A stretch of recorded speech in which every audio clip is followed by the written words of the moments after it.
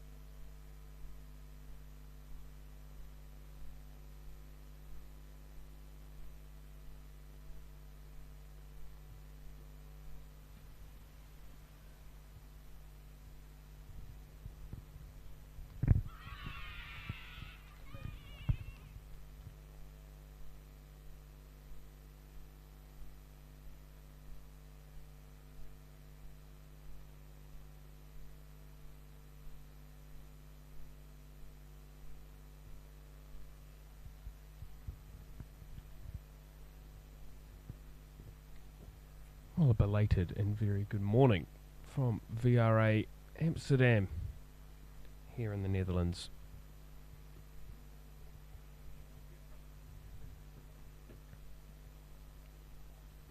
You join us with the Dutch losing an early wicket. A bit delayed, bowled by Georgia Dempsey in the third over of the morning. The Irish winning the toss and electing to have a bowl first, and that's a perfect start for them. I'll get those two team lists to you. Today, for the Irish, Laura Delaney will captain the side. Rachel Delaney, Georgia Dempsey, Amy Hunter, Shauna Kavanagh, Arlene Kelly, Gabby Lewis, Cara Murray, Leah Paul, Orla Prendergast and Mary Waldron, the wicket-keeper, the subs today, Louise Little, Sophie McMahon and Kate McAvoy. What a start for Georgia Dempsey, but excellent first over, as you will have seen on the live stream. Forcing Babette Delayder to play every ball in that first over. Picking up that wicket with just her second ball in the second over. Juliette Post, the new batter for the Netherlands, and they can have a lot of work to do. For the Dutch,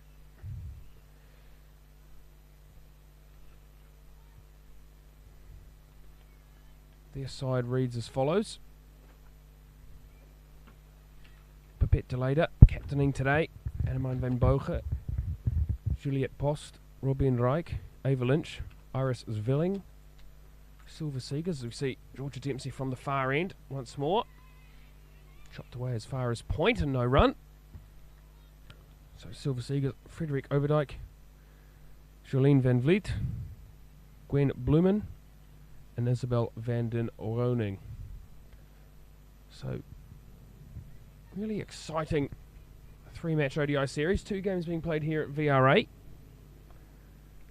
And game 3 will be at Voorburg Cricket Club in The Hague. So, really exciting opportunity for these young ladies. And Juliet Post has come out with a lot of intent. Very aggressive backlift. I like the way she goes about it. Plays for the Excelsior Club in men's cricket. And then plays her club cricket.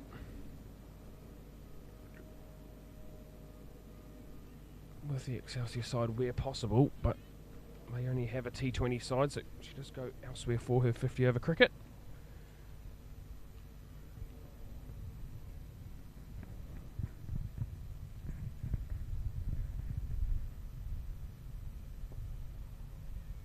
Staying leg side of the ball on that one. Georgia Dempsey's been very, very impressive, forcing the batter to play every delivery so far. No leaves through to the keeper here. My name's Pierce Fletcher, and it'll be a pleasure to bring you all 3 days of this ODI series. Like I say, today live from VRA Amsterdam in Amstelveen.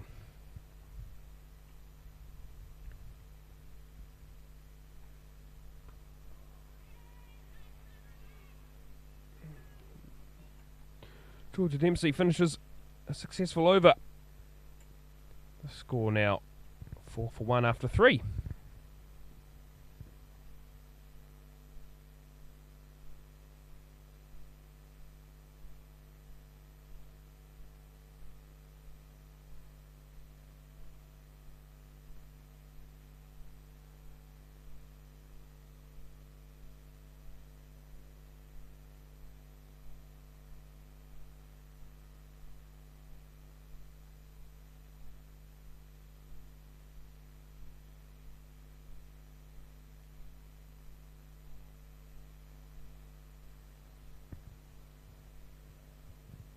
Arlene Kelly will continue from this commentary box end.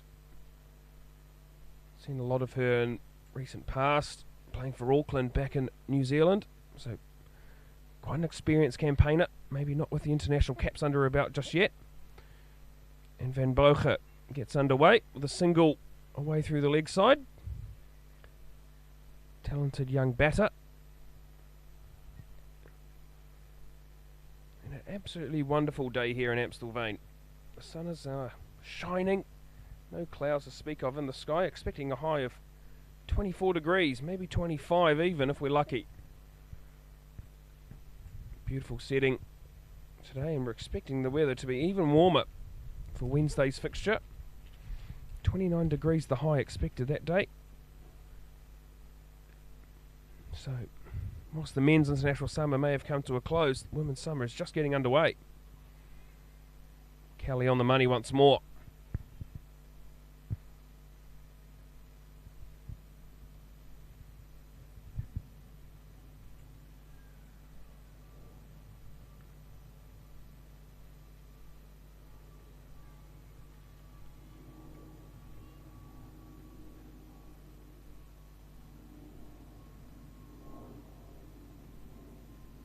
And that's bowled him through the gate. Juliet Post looking to clamp down on it, but straight down the line from Arlene Kelly. Excellent delivery. Attacking those stumps early. That in-swing doing for Juliet Post. The Dutch now in trouble. 5 for 2.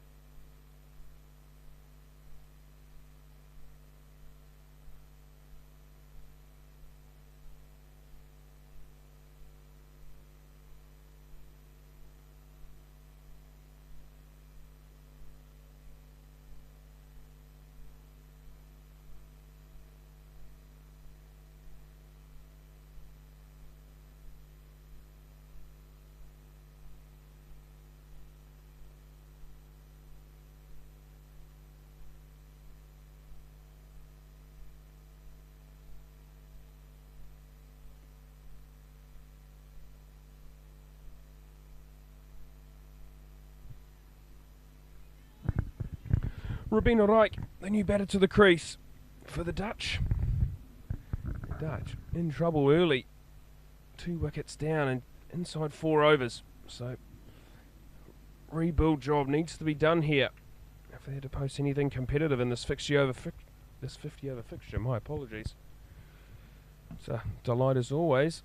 And I'm joined by Patrick Delater. Patrick, lovely to see you on this beautiful Amsterdam morning. Thank you very much, Piers. There's a nice story attached to Robin Rijk, actually. She used to be Holland's main seamer until her action was questioned and she had to rebuild. And Going across the ball. Got to look straight here. Swinging in, and umpire Martin Hancock turning down that dismissal. But after that she focused on her batting, and instead of being a number 8 or 9, she finished up in the middle order or even early order. Completely agree. Senior development. Used to play at Harvey S. She played just over at Quick, so seen her work hard. Better from Rijk, looking straighter there. Yeah, it's amazing. Obviously, not a huge depth of player here in the Netherlands, Patrick, but it allows for a lot of these girls to get quite a lot of attention from the national coach Shane Dietz and be able to really improve their all-round game. Absolutely, and of course today we're missing Sterre Kalis and Heather Siegers. Heather Siegers has a broken ankle. Sterre Kalis is in the 100 in England, but it offers great opportunities for young players as well. Brilliant over there by Arlene Kelly. The Dutch now 5 for 2 after 4 overs.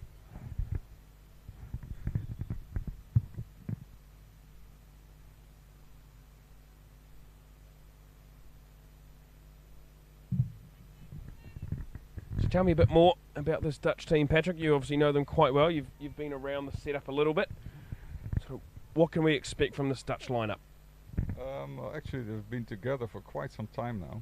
The first main tournament they had together was in 2018, when the girls were only about 15, 16 years old. And the idea was, of course, to keep them together and create a solid group of enthusiastic young cricketers.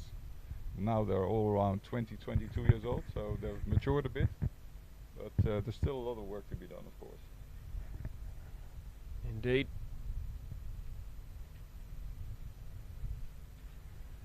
Georgia Dempsey been excellent so far this morning. Just attacking that off stump with regularity. Steams in from the far end. That will come off the pad and the Dutch will scamper a leg by.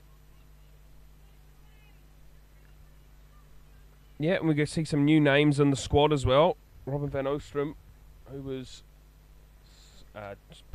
daughter of Robert van Oostrum, former international for the men. Getting her first international call-up. Quite exciting for these young players. Absolutely, and well-deserved too. These girls obviously are being called to the squad quite early, at a young age, and they're very, very eager to make it to the international scene. Right, now to face her first delivery from Dempsey.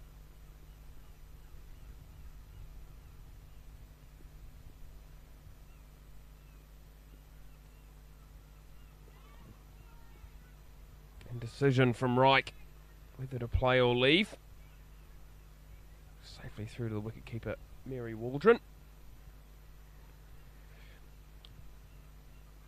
Tell me a bit more, Patrick, around about where this Dutch women's team's going. What are they looking forward to? Is there any tournaments on the horizon? Yeah, well, if you look back at the recent tournaments, you've seen quite a development. The tournament I was referring to earlier in Thailand, they didn't win anything, unfortunately. They were very, very young at the time and inexperienced. Unfortunately, the same happened a couple of years later in Amstelveen and in Utrecht at Kampong. So they didn't win a single game, although there were one or two close ones. But last year, they beat this very Ireland side in the T20 for the first time in history. So there's definitely a wonderful development going on there. And the highest at the moment they can reach is qualify for a World 2020. Chopped away by Reich. One more to the score. And making it to the World Cup 50 overs is very, very difficult because of the quality of the World Cup qualifiers. So you have to compete with countries like Ireland and Scotland all the time. And you know, sometimes the Netherlands win and sometimes you're on the receiving end. It's just the nature of sport, isn't it? Absolutely. Nice leave there by Van Boelge. Big stride, covering that off stump. That will end the over. Score now 6-2.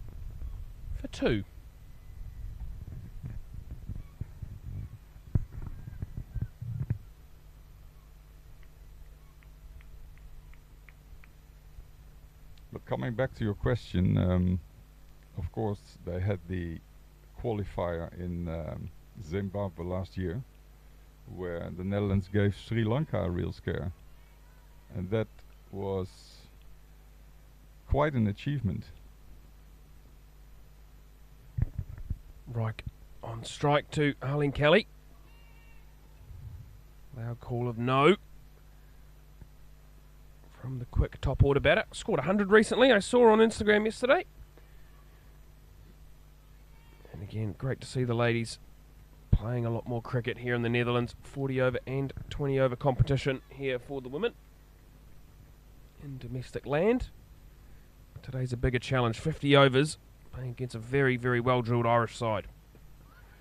That's just chipped, and that's out. Arlene Kelly, she picks up her second. Rabeen Reich, a little bit early on that one. Chipped as far as that little short mid-wicket there. The Dutch in real strife here, 3 down.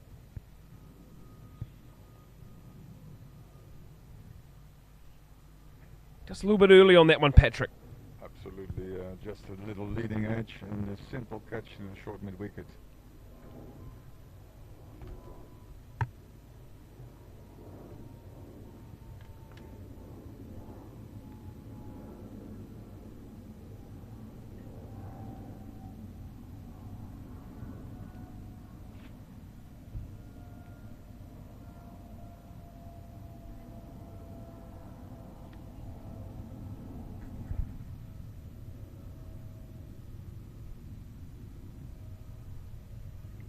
The Dutch in all sorts here. 3 down within 6 overs. It's not the start that Babette delayed it and coach Shane Dietz would have been after.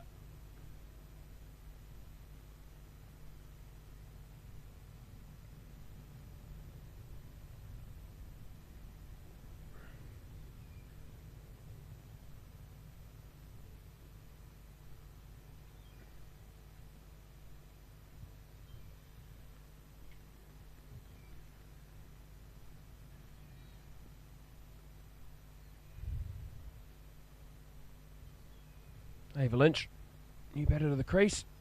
Great delivery first up. Beautiful shot actually as well. Full straight at the stumps and forcing the batter to play.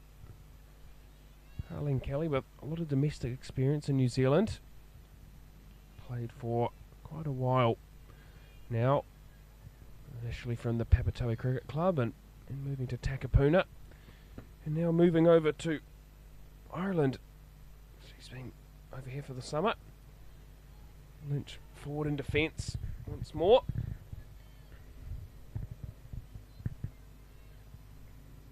Patrick, you've seen a lot of these girls in action. They definitely have the batting in the bank, don't they? Yes, absolutely. They, for me personally, I think Annemijn van Beugen is one of the real prospects of the for Dutch cricket. I've had her in my team many years ago when I was youth coach at Voorburg CC, and she is very, very eager to learn and very coachable. Obviously, she only has made a single so far, but she hasn't had much of the strike, and I'm really looking forward to seeing her develop. My apologies. Jolien van Vliet is the batter. Eva Lynch was scheduled to come in at 5, but maybe a slight change in the batting order. Saw Jolien actually play a few weeks ago. We had a internal game as the over comes to an end. The Dutch 7 for 3 after 6 overs. Yeah, saw Jolien van Vliet play actually. We had a under 16 boys side take on the women here at VRA a few weeks ago. And actually, very competitive game on day one. Jolien van Vliet came out and scored a really nice 40. Looked really, really solid and played really strong shots all around the ground. So she's definitely got it in the bank, and interested to see how she gets on today. But Georgia Dempsey's continuing. She's been on fire to start. Irish women have bowled very straight so far and were rewarded for it. Actually, Jolien van Vliet went to Australia a couple of winters ago, to Perth, and she came back much improved. Her technique is okay, and she's one of the young ladies who are in and out of the side. She's a reserve wicketkeeper, of course, after Babette Leden. Nice leave there by Van Bogen. Beautiful bowling here by Dempsey.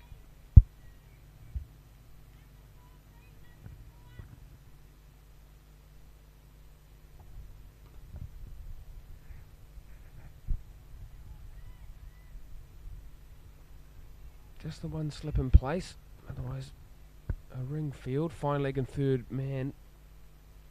The field is out. Left alone once more by Van Bogen. Having to work very hard here as the Dutch opener. But this Irish side very well drilled, Patrick. They've got central contracts. They're far more professionalised than probably the Dutch ladies, so you'd expect them to be on fire and fit and firing for this ODI series. Yes, definitely. If you look at the Dutch ladies today, all of them made their ODI debut today, which won't be the case, I don't reckon, for the Irish. I think very many of them are mature cricketers who have maybe dozens of ODIs under their belt because of their full membership.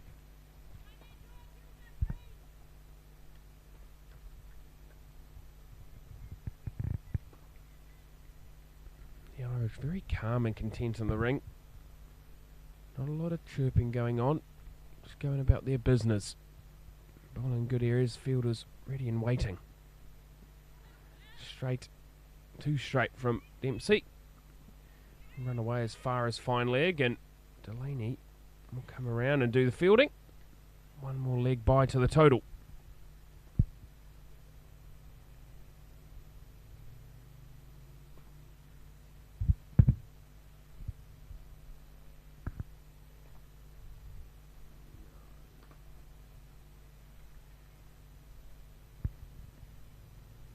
Jolien van Vliet will now face her first delivery from Georgia Dempsey.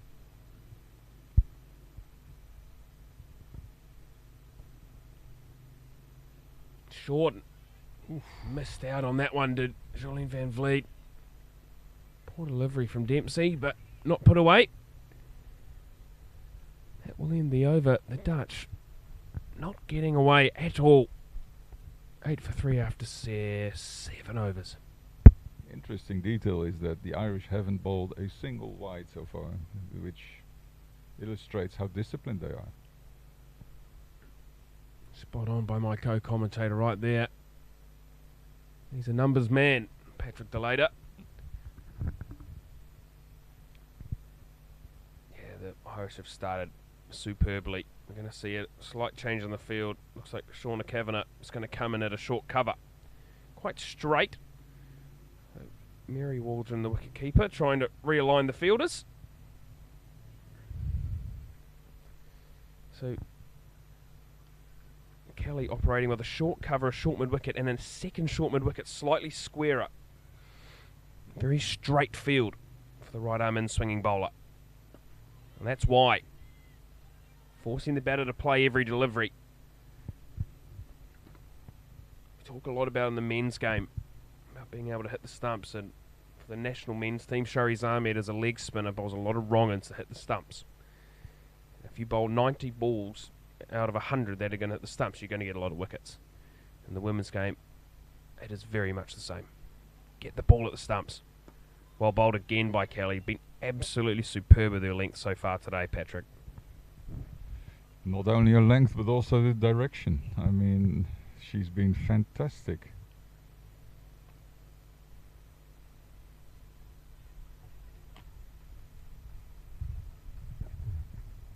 Saw quite a lot of her on YouTube and was impressed, but now in real life it's even better. There's a leg cutter. Interesting option so early on. Been bowling beautifully. Just that wrist coming off the ball slightly. We see a wasp come in the commentary box. We had a few of those at VOC last week. Didn't expect to see them here at VRA. Always in August, Piers. You're a man with far more experience in the Dutch life than me, Patrick, but yes, something I have to get used to. Kelly again, nice and straight. Really like the way she's gone about it, and the Irish team very, very impressed with the way she's going. Quick word for our umpires out there. Martin Hancock, standing here at the commentary box end. Great opportunity for him. Adrian van den Dries was up in the third umpire's box yesterday for the men's ODI between the Netherlands and Pakistan. Slower ball from Arlene Kelly. And Boker misses out, slightly over pitched, couldn't get any bat on it. Third umpire take Malik Pabrubasayam. Again, three excellent umpires here this week. Nitin Bharti and Rizwan Akram getting a well-deserved break. Had a lot of cricket on their plate, so great to see the second rank umpires getting a go out here. Straight once more from Kelly. A dot ball, and that will be a maiden. Excellent bowling by Arlene Kelly. Anavan Bamboka survives. The Dutch now going at just one run and over. 8 for 3 after 8.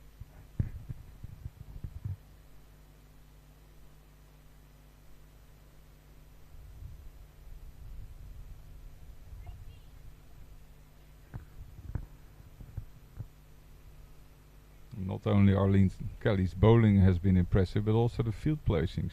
I think they're absolutely brilliant. Obviously they're 8 for 3, so it's easy to attack, but the field's been immaculate.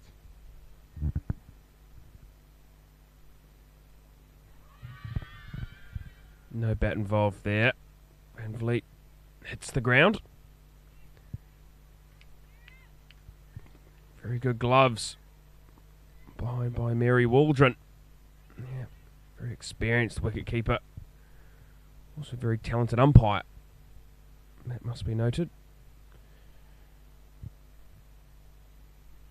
But the Dutch yet to fire a shot in this first ODI of 3. Looking to rebuild and put a bit of a partnership together.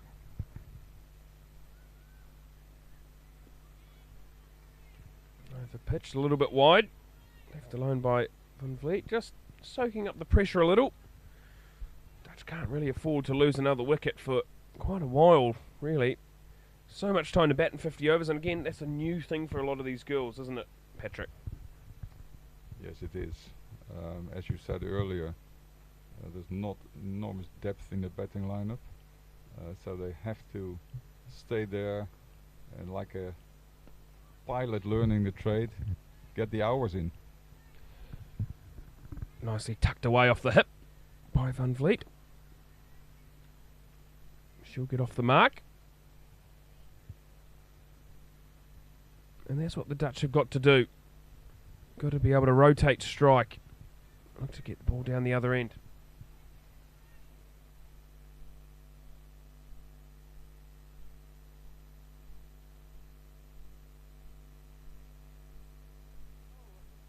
Regular. Drinks orders going in here in the commentary box. It's tough work. Van Bolger sitting in here. Very solid defence. Saw that a couple of weeks ago again. Watch her played a little bit.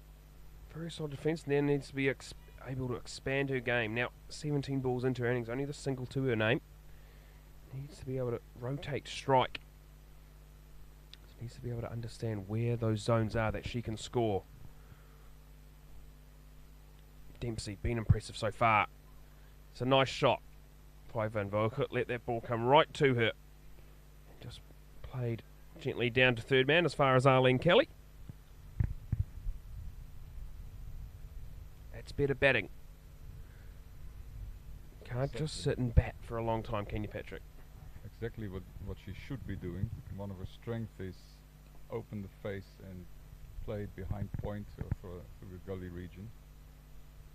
She's not a big hitter of the ball, Anna Van Bolger, but she has a very good cover drive. She plays well over her legs, particularly since her stint in Australia as well, because she's another player who's been to Australia. So these girls are all very keen to improve and develop their game. 2 runs off the over, and after 9 overs, the Dutch 10 for 3.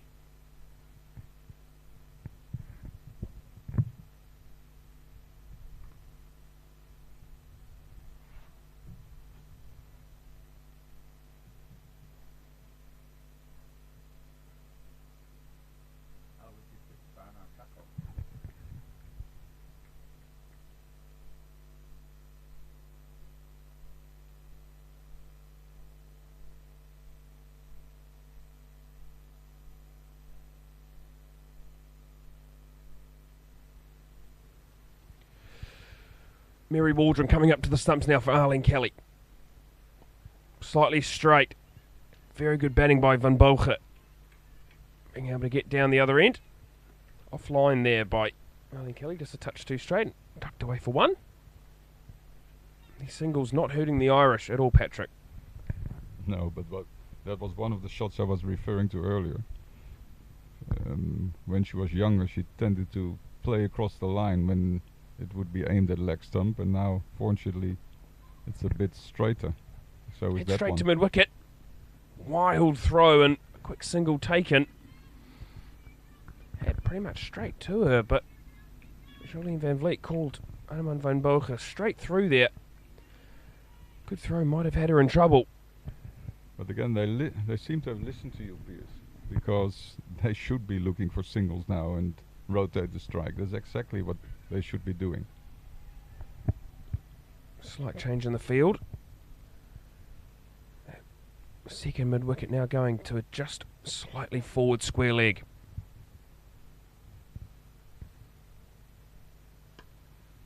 Over pitched, outside off stump. Slow ball there by Arlene Kelly. Looked like the off cutter to me. Speaking to the groundsman, Benno and Terry earlier, I reckon this is a very good top class of pitch. Generally for the men, that's probably a score around 250, so not sure exactly what that means. Slightly smaller boundaries for the women, so probably a good chance to try and get 200 on the board, but at this stage I think the Dutch would just like to bat out their 50 overs and defend what they've got. Exactly. If they can bat 50 overs and maybe get 150 to 170 on the board, they have a tiny chance of defending that. But to bat 50 overs in the first place is a challenge, of course. Kelly continuing from the commentary box end. Over pitch and driven as far as the short cover there. Shauna Kavanagh.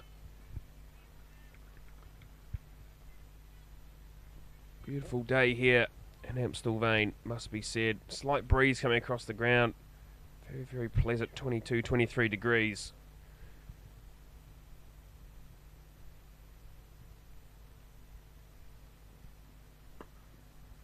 Pitched up and defended once more.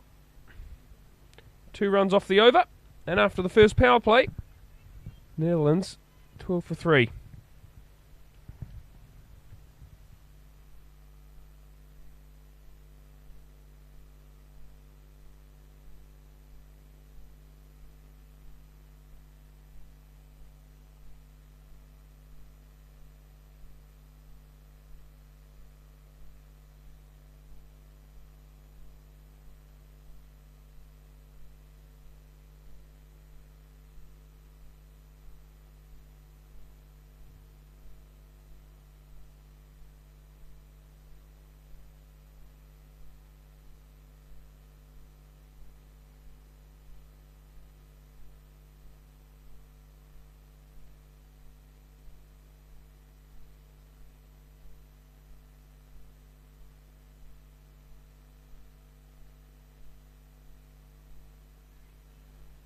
Changing the bowling. Rachel Delaney. Slip remains in. Just the deep square leg on the boundary. It's just the one player out.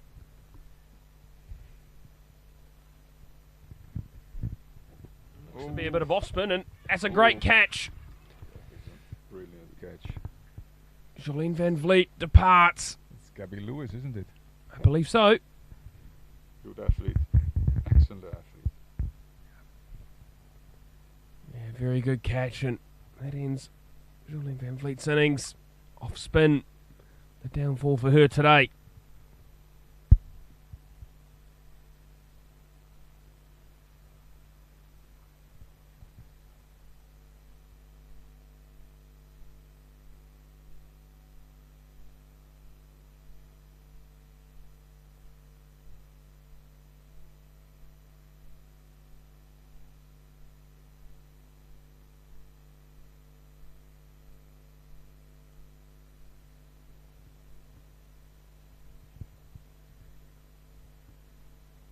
Patrick does it a little bit loose on the drive again, just a little bit early through that shot.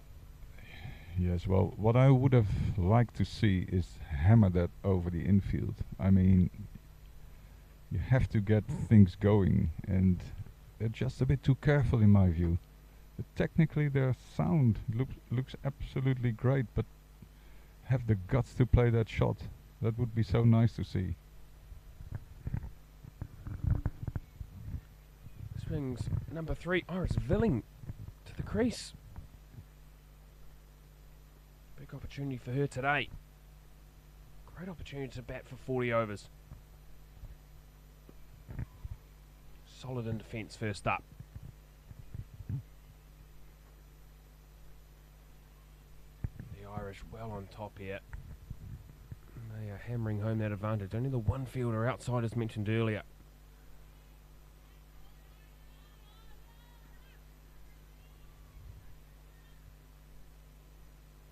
A little bit more vocal now, having the Dutch 4 down.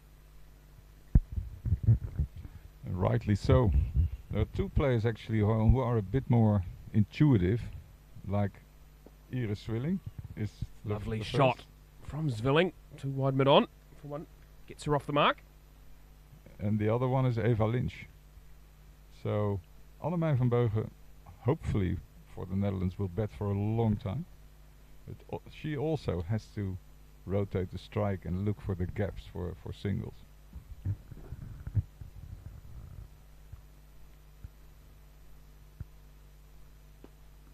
Nice flight from Delaney, and hit quite hard, but only as far as the bowler. Bit more intent now from Annemijn. Lovely to see.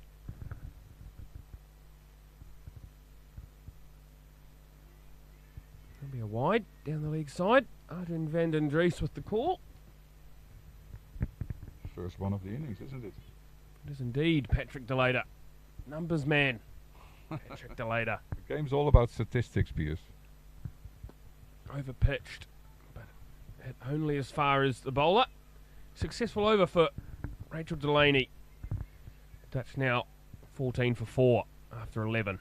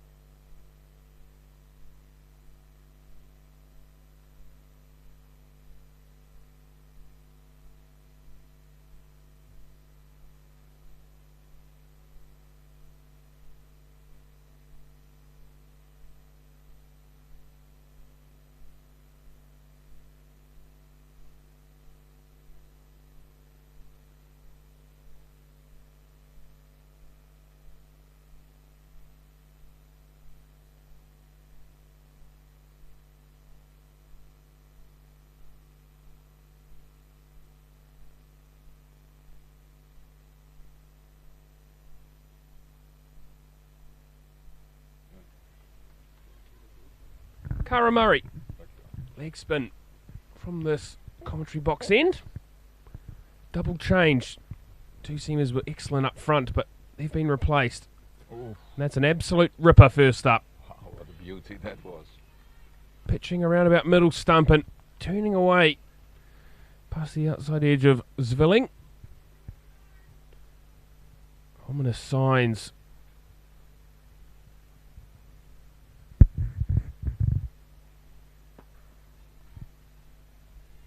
Nice strong shot, but only as far as mid-off from Zwilling. Talented young cricketer.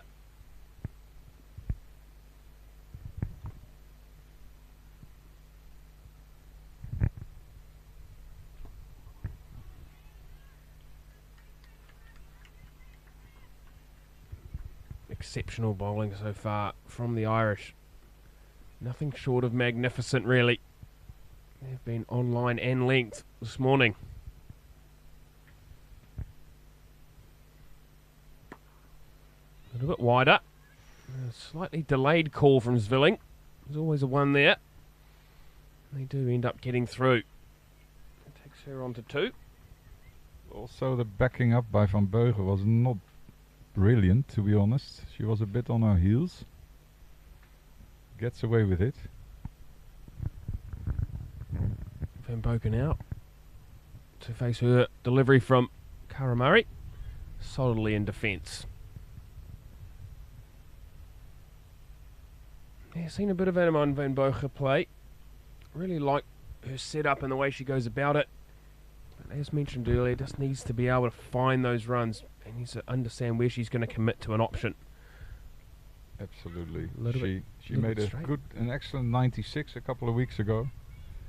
But she has all the shots in the book. She should just be a bit more aggressive, a bit more assertive. Ends the over from Cara Murray. Only the 1 run from it. That's 15 for 4. The positive thing is, Patrick, that we started a little bit late, a couple of minutes late, so girls have actually got through their overs quite quickly considering the 4 wickets to go down. Makes a change from the men's ODIs as Zwilling. It's that hard, just as far as mid-on, and Van Boekel's got to get a move on. Gets home quite safely. Again, she was a bit late leaving her crease. Ball watching for my liking as well. Yeah. If you take the live stream back by a little, you'll see that she turns and looks at where the throw's going instead of just running hard. Nice shot that by Van Bogen past the mid-wicket for another run. And that is what she is capable of. So finally we see some bat speed, some intent. It's really, really good to see. And she's still here, so she's still able to bat for a long period of time, which would be great for the Netherlands and great for the game.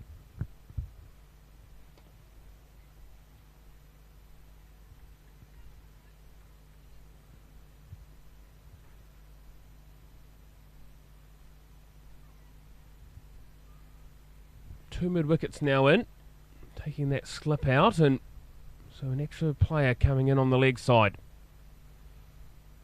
Over pitch and wide down the leg side.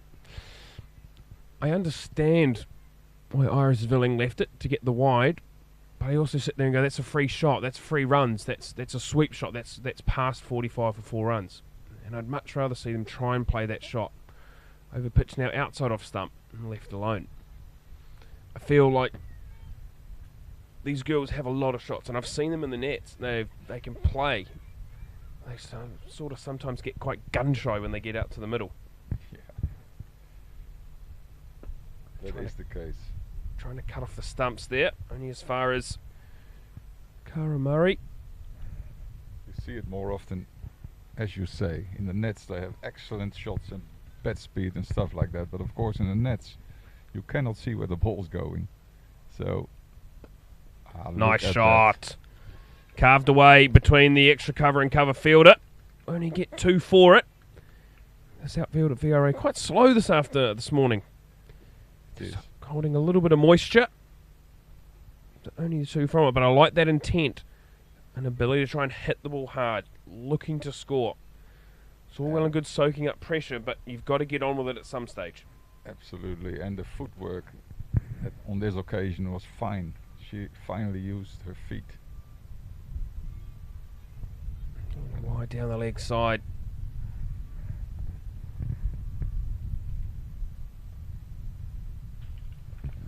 The cappuccinos have arrived in the commentary box, and I tell you what, that's exactly what I need. Thank you all. Also been told that we're getting some sandwiches.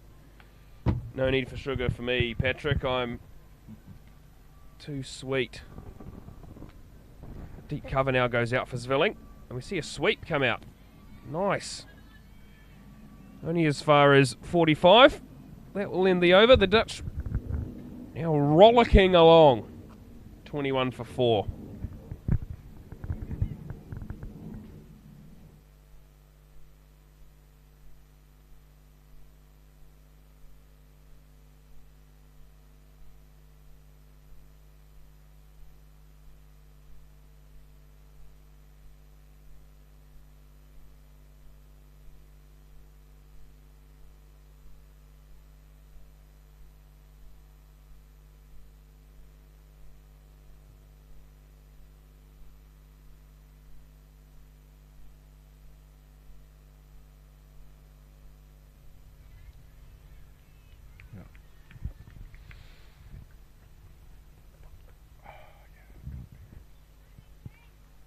Cara Murray continuing.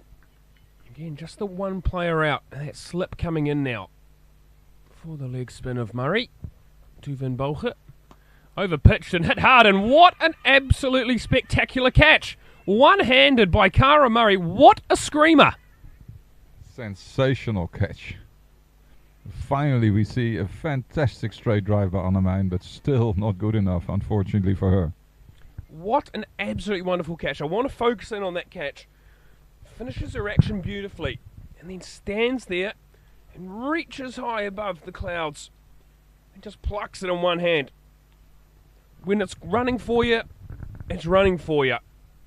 Annemijn Van Bolge departs. She makes 4 off 31 deliveries. The Dutch now in right strife. 21 for 5.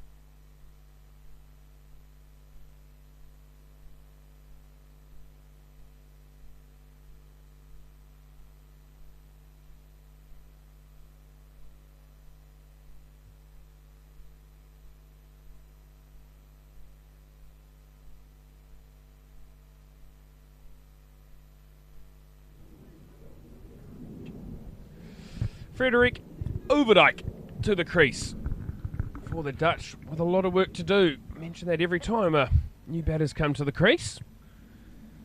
But every time we say it, it's not because we don't mean it. There is a lot of work to do. 21 for 5 in the 14th over. Just a reminder, this is not a T20. This is a 50 over fixture, so the Dutch already losing half their side in inside 14 overs. Overdijk's first delivery. Chopped backward of point.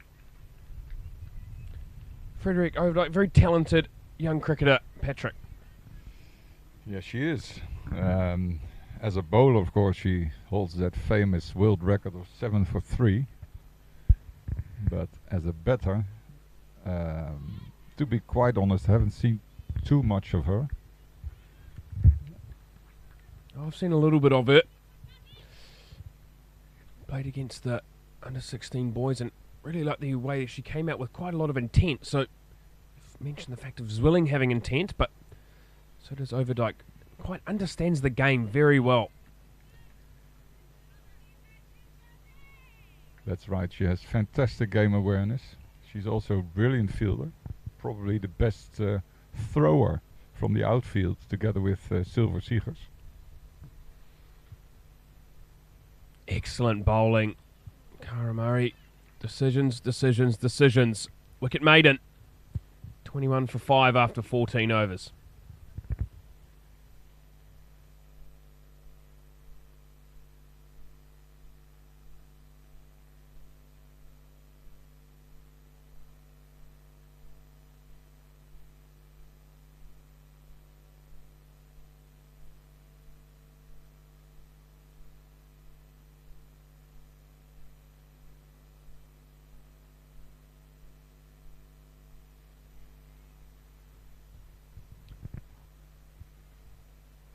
Rachel Delaney will continue.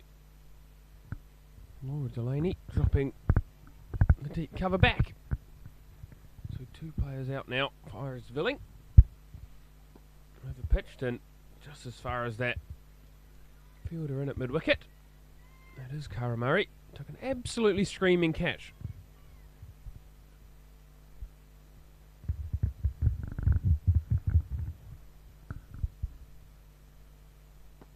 Over pitch this time, only as far as mid-off.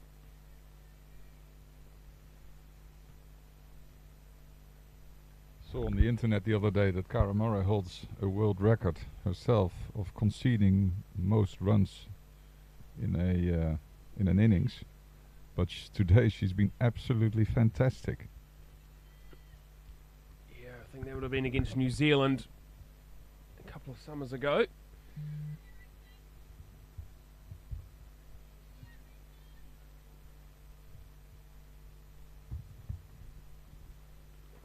Irish supporter walking in front of us here in the commentary box. Can't see anything.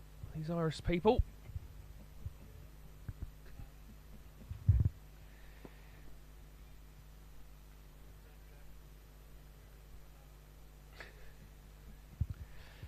No run.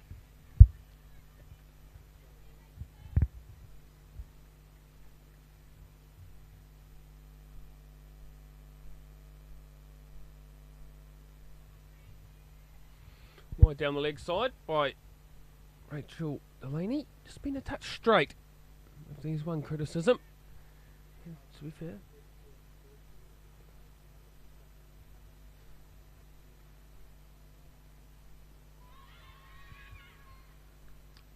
Big appeal.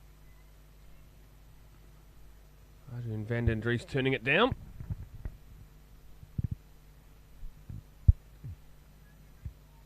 Flying through the overs here. The Irish.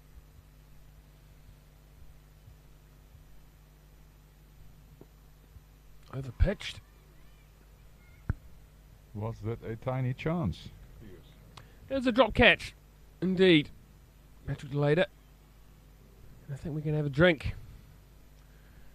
So, at the end of 15 overs, the Dutch 23 for 5.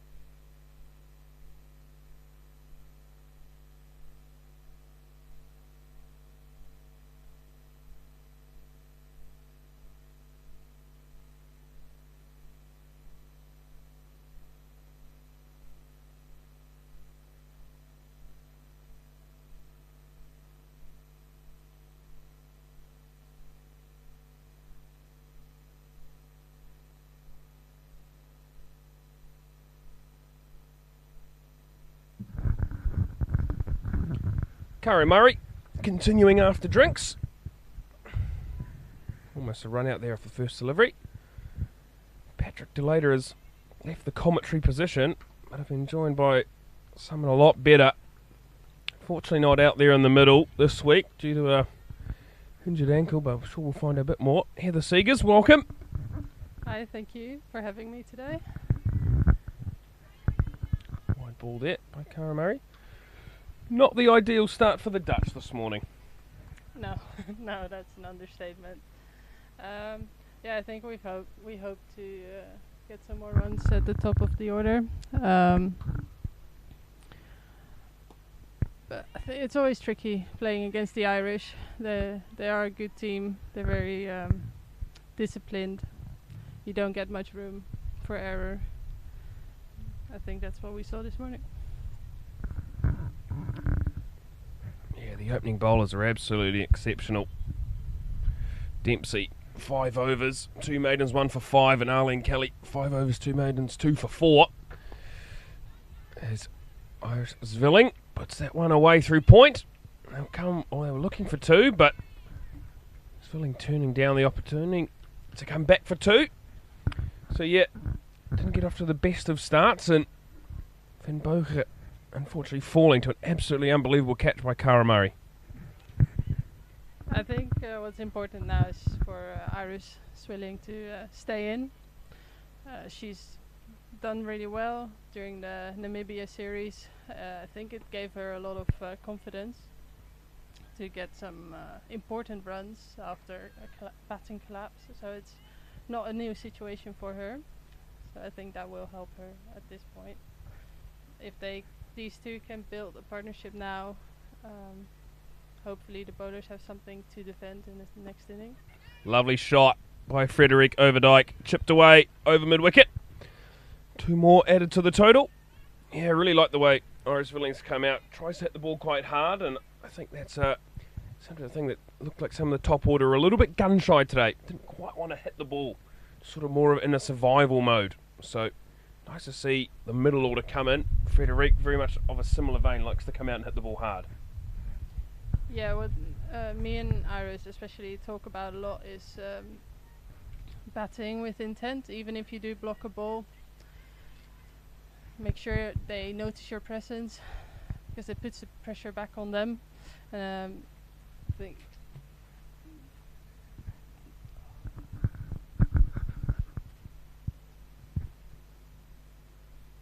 players running everywhere. There's a bit of chaos. Don't quite understand what the hold-up was. Irish physio giving the players a little bit of treatment in between overs. Rachel Delaney will continue. I think by removing the cow corner, they might want to tempt Iris into playing across the line, even though she is very strong straight. So I hope she'll stick to playing in the V, nice and straight along the floor. There's no reason at this point to take any risks. Absolutely spot on there. Heather Seegers. There's so much time to bat for the Dutch. Zwilling down the wicket and powerfully hit, but only far as mid-on. 50 over cricket, quite a new experience for a lot of the girls in this team. Everyone on ODI debut today as well, so again, quite an exciting opportunity as we see Zwilling. That one as far as mid-off, but 50 over cricket, quite a new experience for a lot of the girls. Yeah, so way back when I joined the team, just like 13 years ago, we played in the 50 over competition in England. We still had we didn't have 50 overs in the Dutch competition. We never had, I think, because we don't have a lot of teams, and people who play for fun don't like the longer formats. So we lose a lot of we've lost a lot of players in the domestic competition, and I think that's the reason why the shorter format takes priority. Zwilling outside edging that previous delivery for 2. I think what Iris is trying to do here, playing straight, it's the right idea. I think it's just she's not hitting the areas as cleanly as she wants. If she just can get it a bit straighter, she'll be right on the money. 31 for 5.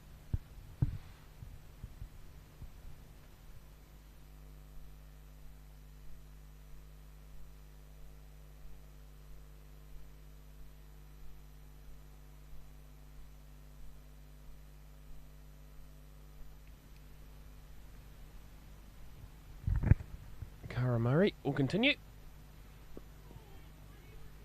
Been excellent with her line and length so far today. So you talk about 50 over cricket being quite a new experience for a lot of this team. You've obviously played a little bit in the past.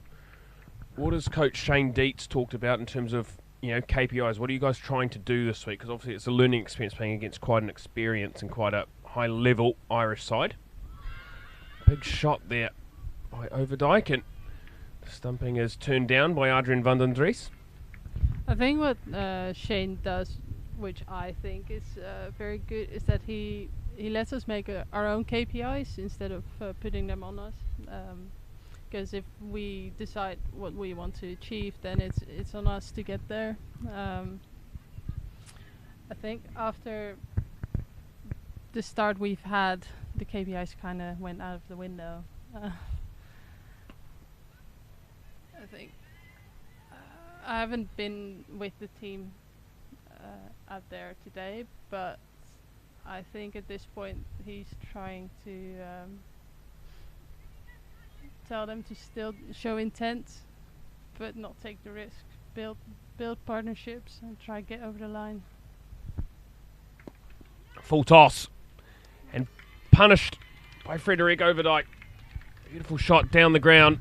Full face. That's the way for 4. Maybe breaking the shackles. Heather Seegers. Yeah, I think this is the line that Iris tried to hit previews over. Just a bit straighter. I think if they keep this up, it will definitely get us over the line. Yeah, first boundary of the day. Yeah, coming in the, what are we in now, the 17th over. But a beautiful shot there by Overdyke. Murray back on a length there. Slightly back of a length and defended.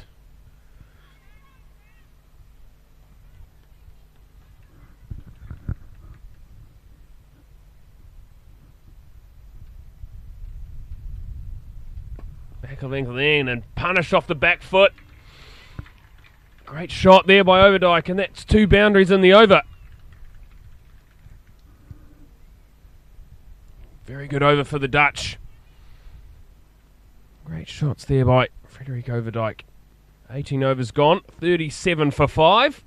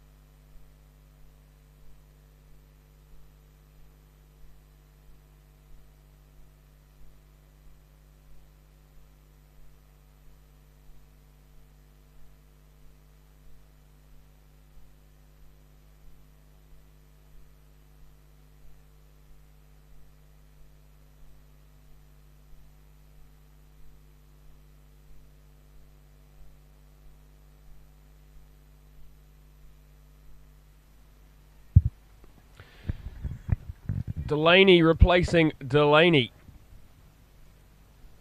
We're going to see Laura Delaney, the captain, come on to bowl. And that's out. First ball. The change of bowling does the job. Iris Villing stuck on the crease. Couldn't get forward. That's it. Middle stump halfway up. The Dutch goes 6 down. Heather Seegers.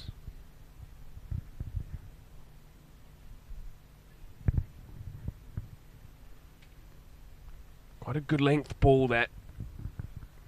Zvilling guilty of not getting forward and into the delivery, and she watches that dismissal a bit later on. She'll probably be a bit disappointed with herself. She's looked really good today. Showed a lot of positive intent, but just getting a little bit stuck there.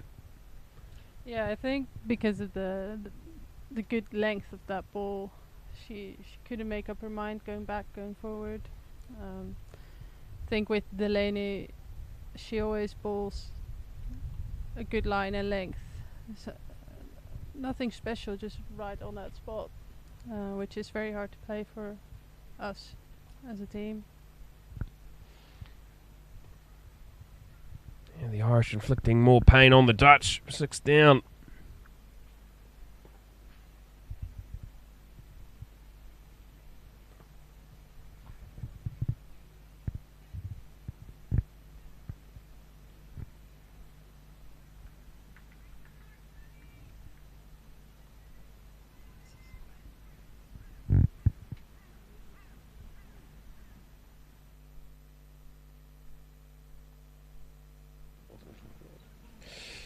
Gwen Blumen to the crease.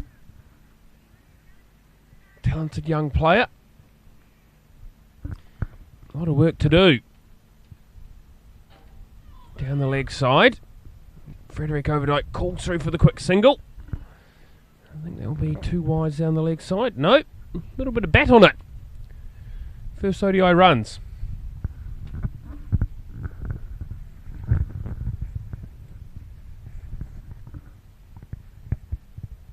Overdyke, 2 boundaries on the last over.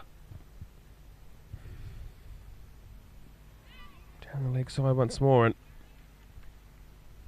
no bat on it this time. Gwen Blumen, quite a talented young player, Heather.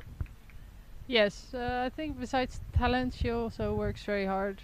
She's in the nets multiple times a day, even if there's not a coach. So that's what we want of our players. Sounded like a noise that went past the outside edge, but Adrian van den Dries turning down the appeal. Yeah, so Gwen is very committed to and dedicated to her training and being the best.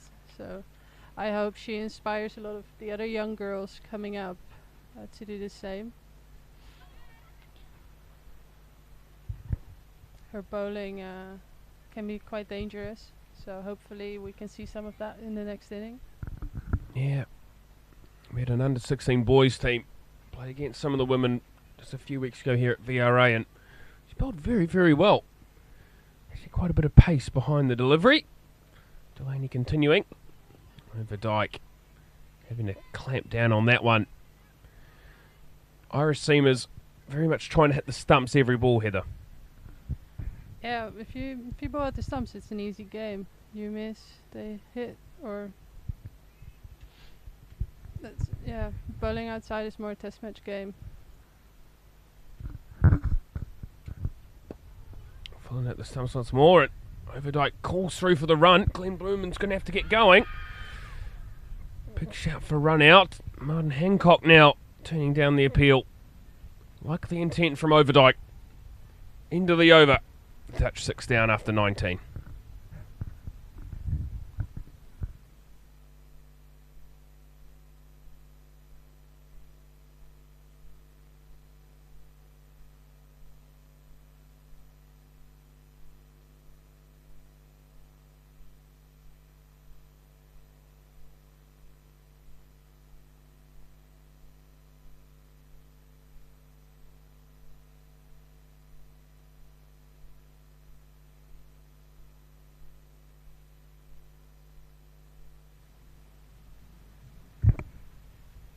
Overdyke on strike once more to Murray.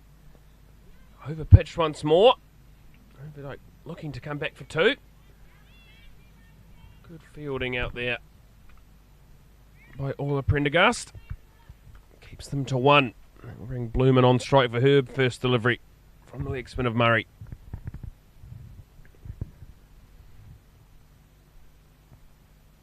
Stunning setting here at VRA. Trees off in the distance. Beautiful clubhouse and recently renovated indoor centre. Really good high quality facility. Turf training nets as well. Bloomin' forward in defence. Slightly overbalanced, but clamps down on it nonetheless. And it's a nice smattering of supporters as well over to our left. Partners, parents, friends. I'm going down to watch the Dutch. That one goes past Bloomin'. Quite full from Cara Murray.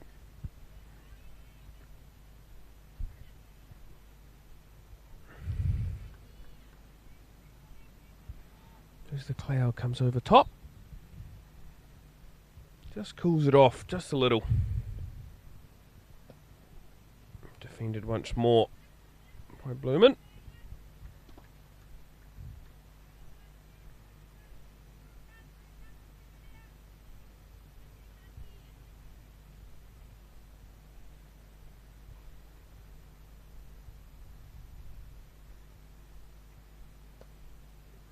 Better length that from Murray. On and around that off stump, just turning it down the line. Not a big spinner of the ball, but has been really, really good with her control for the most part. Just a couple of over-pitch deliveries today. Deep cover now dropping off, so just the two men outside the inner ring. And that's bowled. That's been bowled. The quicker, straighter one from Cara Murray. Glenn Bloomin' looking to get forward. Had been stoic in defence up to that point, but that one just going past the outside edge. That's clattered into the stumps. And the Dutch in real strife now, 41 for 7.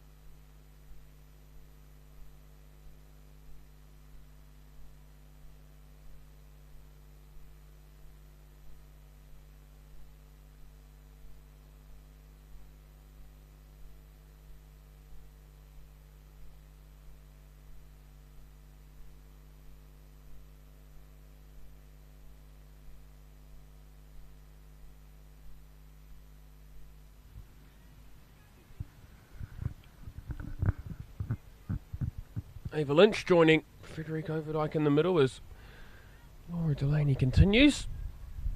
41 for 7 the score here. Overdyke the only person to get into double figures today. Lovely. Yeah, I think Overdyke had a tough time with the bat throughout the season. So hopefully she can get some confidence out of this. I think the skill is definitely there. It's just the mental side of it, which is very important in cricket. Pulled away through mid-wicket. Again, as VRA outfielders, particularly slow. So just the two taken.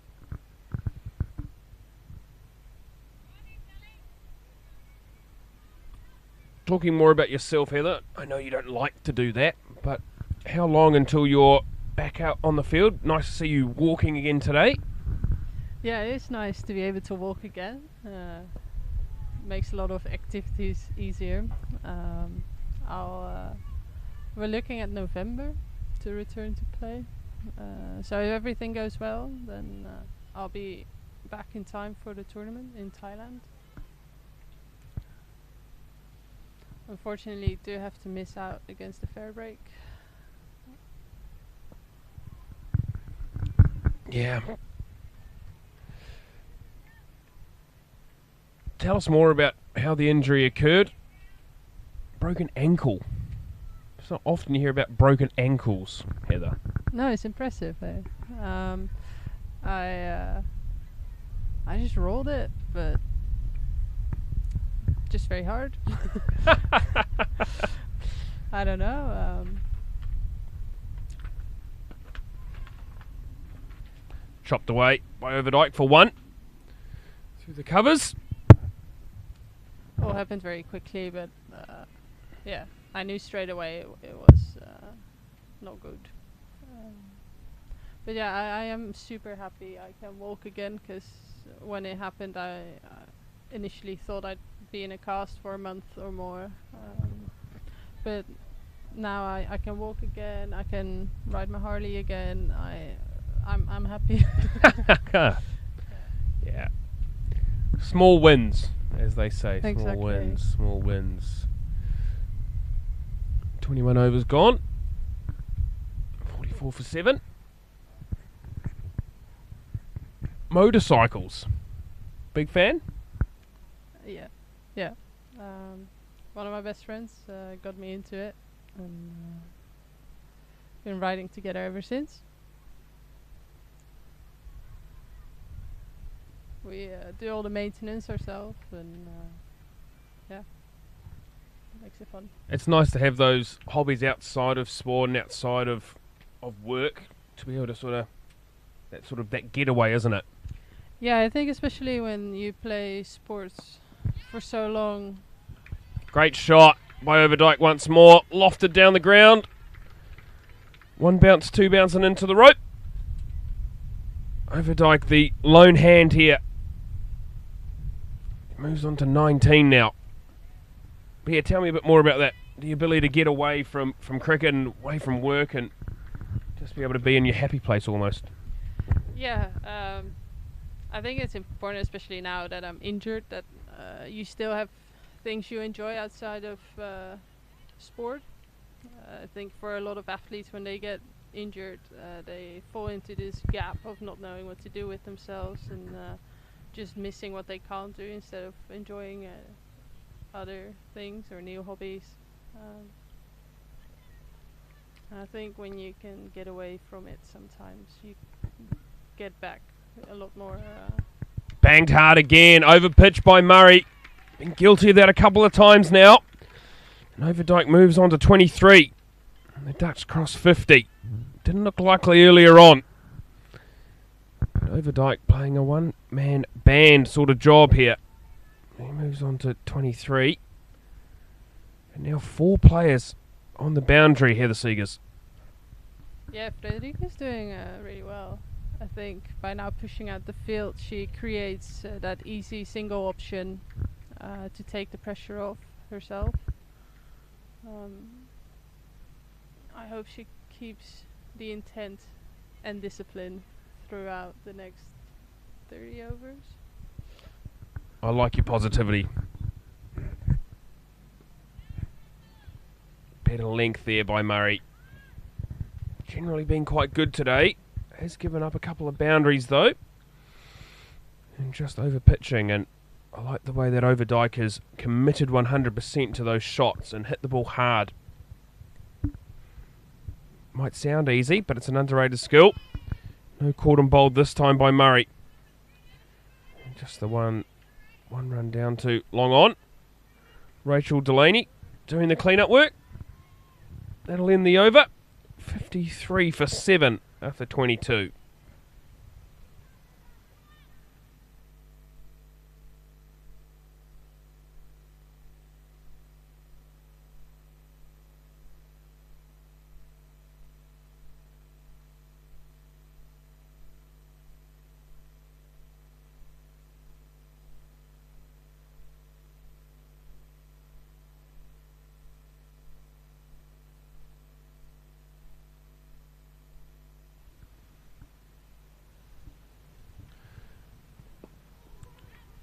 Laura Delaney continuing from the far end.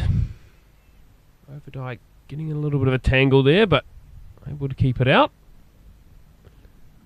Slight breeze rolling across this ground here at VRA. Really nice temperature for cricket. Not too hot. Straight. But tickled only as fine as Arlene Kelly.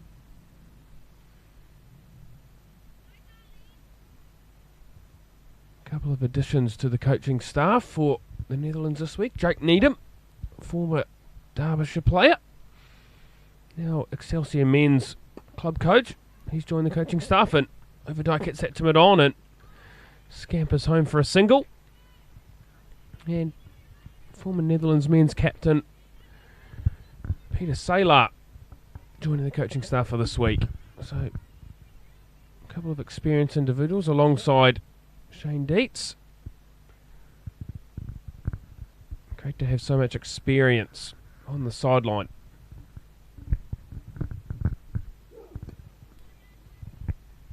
Ava Lynch comfortably in behind that.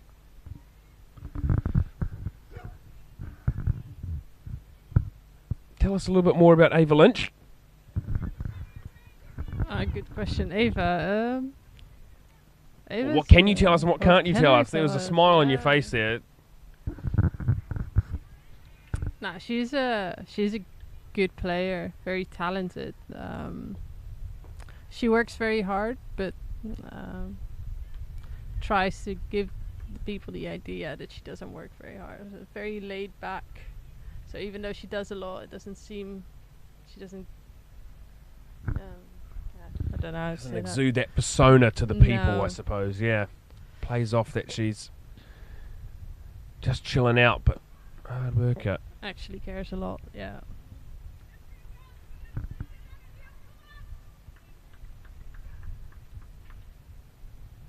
Into the over. I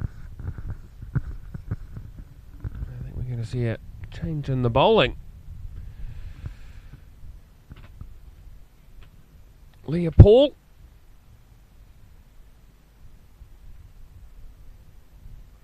Leah Paul from the commentary box end.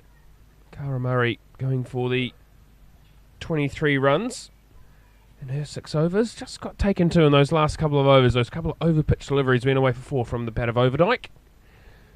So the captain ringing the changes. New bowler.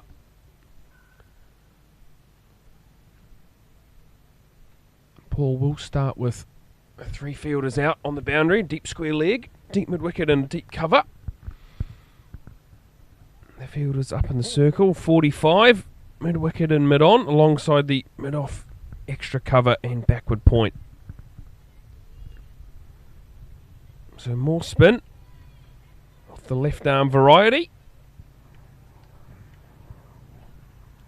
And we've seen today that when they've made a change with the bowling, generally a wicket has fallen. So hopefully the Dutch can work against that today. Good shot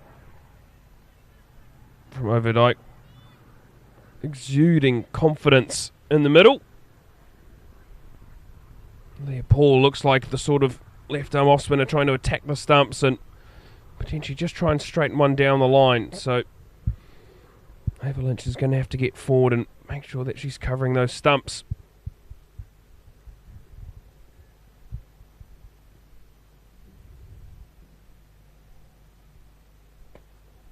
Goes back and a lovely shot. Pierces the gap between extra cover and cover. And that will run away for 4. Beautiful shot by Ava Lynch.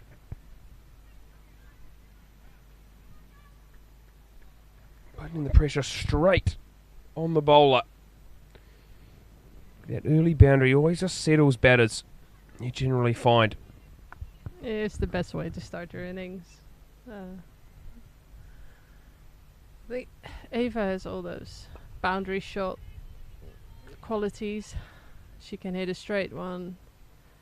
She can smash it through the leg side. She just needs to pick the right ball for it. Very deliberate action from Leah Paul.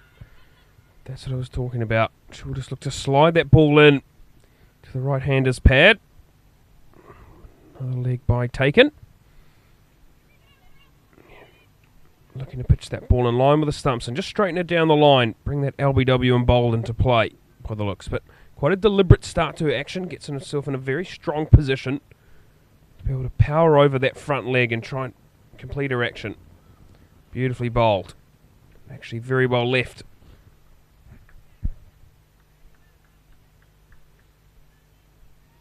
I feel like with bowlers, every single bowler has something that makes them unique in their approach. Maybe spinners a bit more than fast bowlers. One run off the final ball of the over. 61 for 7 after 24.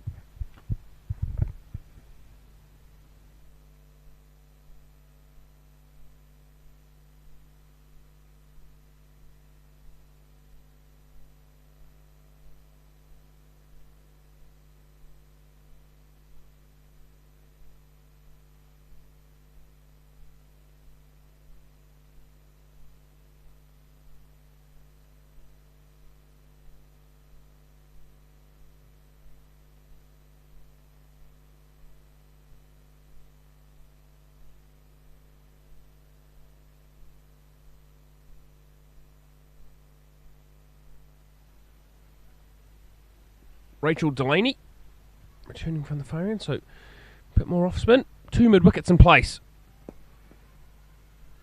Over Dyke, and that ball as far as Gabby Lewis at mid off. 3 fielders out for the Irish here. Deep cover point, deep backwards square and long on.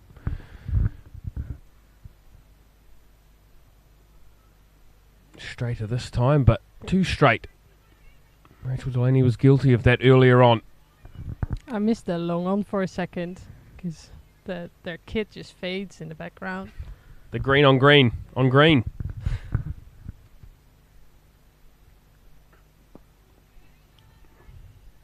Better line and length there. Yeah, it was quite difficult to note. I was trying to see if there was a cow corner out as well, but no, that's just the substitute players.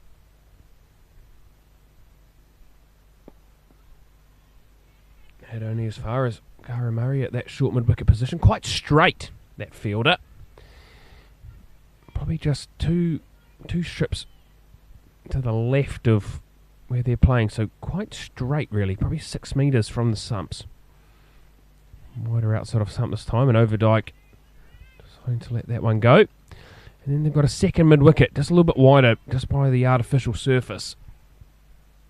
So both run-saving and catching positions, those two fielders, with the off-spinner bowling. Nicely bowled again, a bit slower, a little bit thrown up just a little bit more.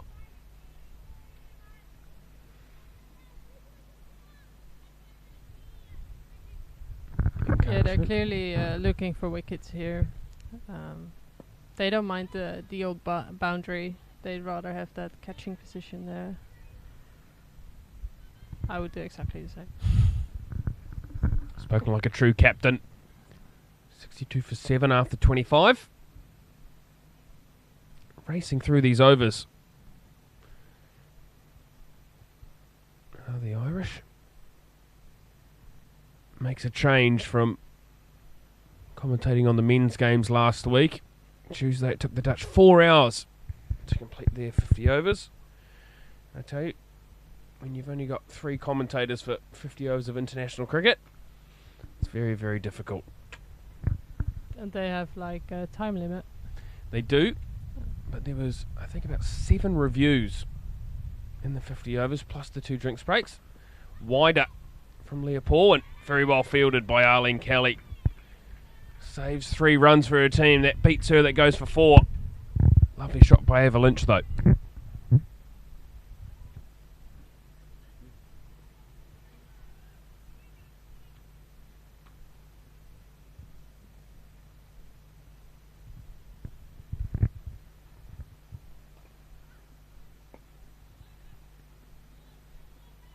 Potential single turn down there.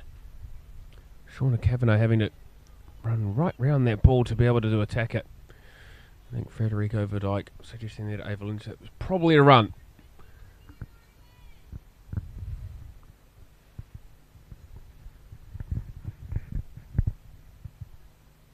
Full toss and punished once more.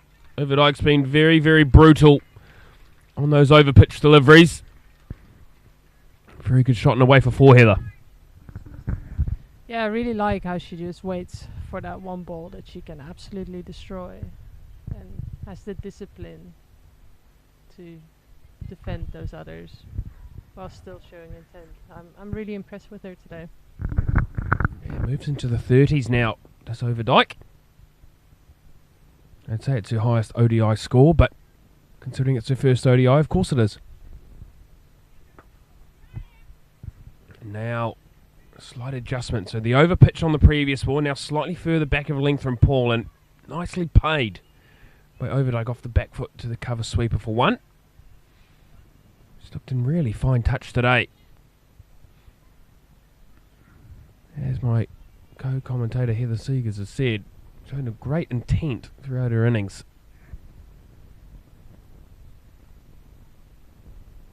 Wide up from Paul.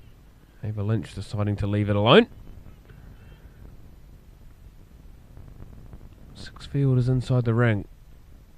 Mid on going back for Overdijk, but up for the new batter Lynch.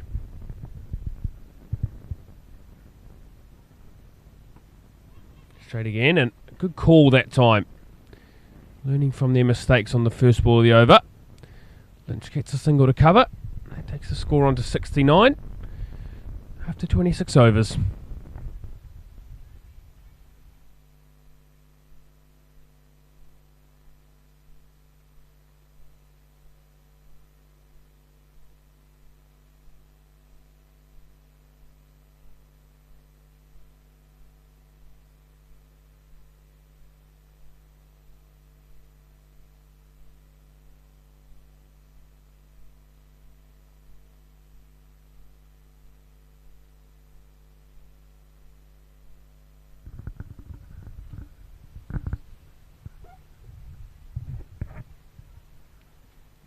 Rachel Delaney to continue.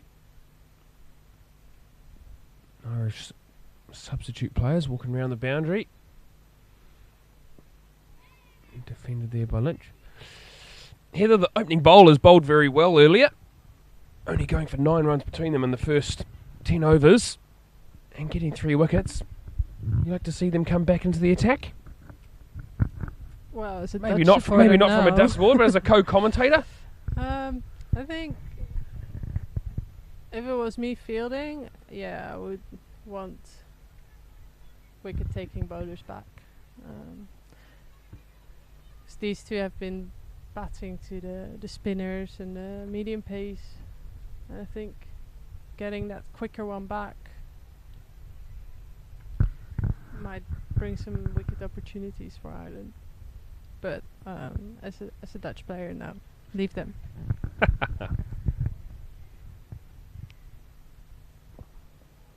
Lovely bowling by Delaney. Very good length and well respected by Overdijk. Very easy to get carried away when you're batting well, to keep to wanting to go and hit the ball and try and hit 4s. And just recognises the situation that she has to bat deep here. Nice strong shot down the ground once more. Only as far as long on. One more added to the total. That long on now staying out for the new batter Ava Lynch. We see Arlene Kelly warming up in front of us here at short 45. Another quick over bowl by Delaney. Maybe they heard us. Look, maybe just have great minds here in the commentary box, and our telepathy with Laura Delaney is paid off. We're going to see a change in the bowling. Arlene Kelly back. Bowled exceptionally up front. 5 overs, 2 maidens, 2 for 4. Mary Waldron will be standing up to the stumps like she did for the final over of her last spell. Slightly different situation now. Overdijk comfortable at the crease.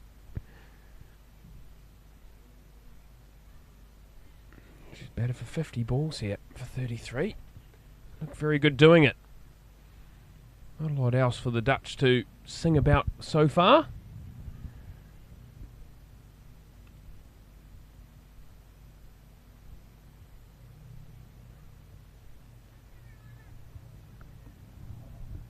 Four fielders out. Heather Seegers. Yeah, it's a very defensive field, especially on the leg side.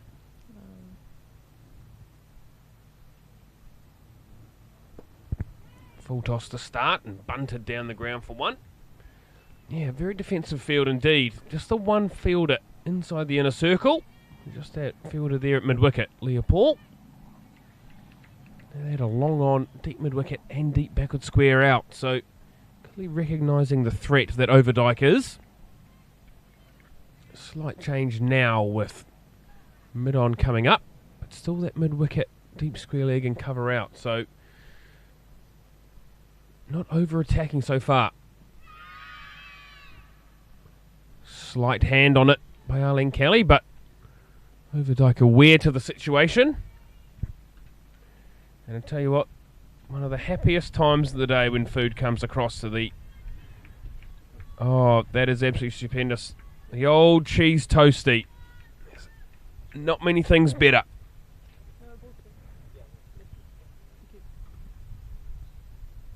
Lynch now on strike.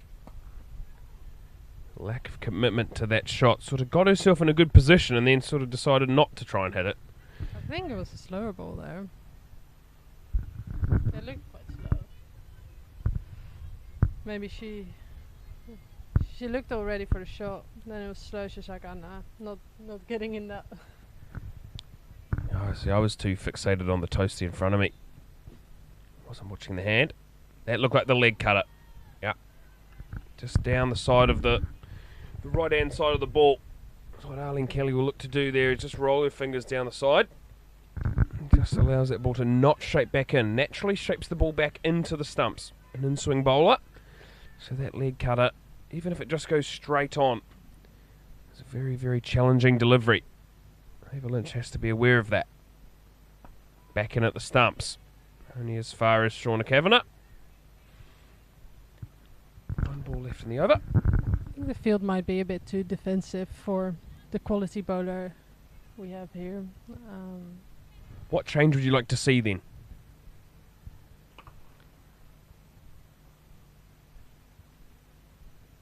You ponder that while I call this next delivery in. Kelly, over pitching and bunted down to long on. It's like her bowling is either spot on or it's over pitched, so there's no need for a square leg. I would either put that in an area for an edge, either catching or stopping the runs. I don't see a batter playing her to square without taking a lot of risk. Into the over. 73 for 7.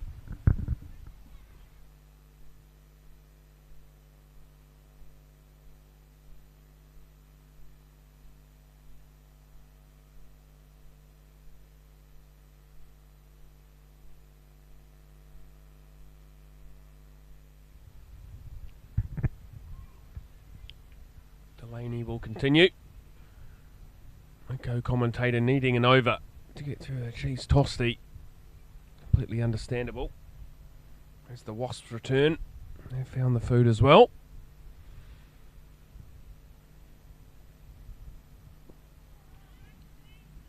Yorker. Only the two fielders out here for Delaney. Deep square leg and deep cover.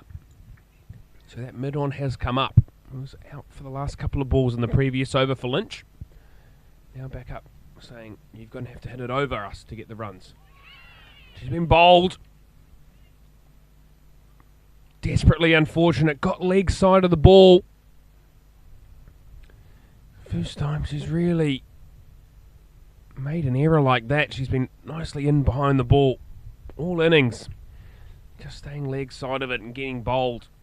It's been a big issue for the Dutch today. A lot of bowls. But that's the 8th wicket to fall. 73 for 8 now.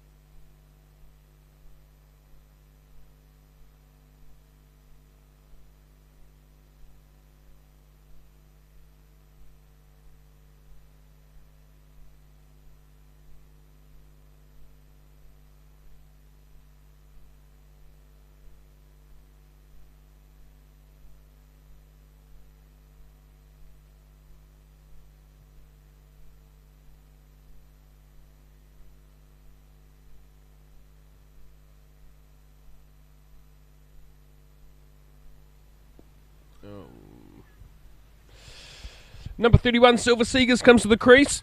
Heather, I think you know her a little bit. Just a little bit, yeah. That happens when you live together, grow up together, play together all your life. Yeah, she's got some work to do. Just has to stick with Overdyke. Pitched up and whacked. Didn't time it. Overdyke calling Seegers through for 2. Strong not out call by umpire Van den Dries, and Silver Seegers gets her account underway with a 2 over mid-wicket.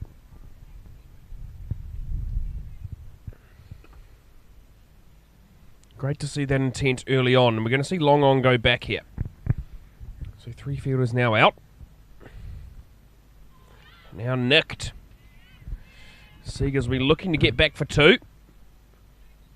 But good fielding there by Laura Delaney. So just the 1 taken. Seegers moves on to 3. 76 for 8. The score.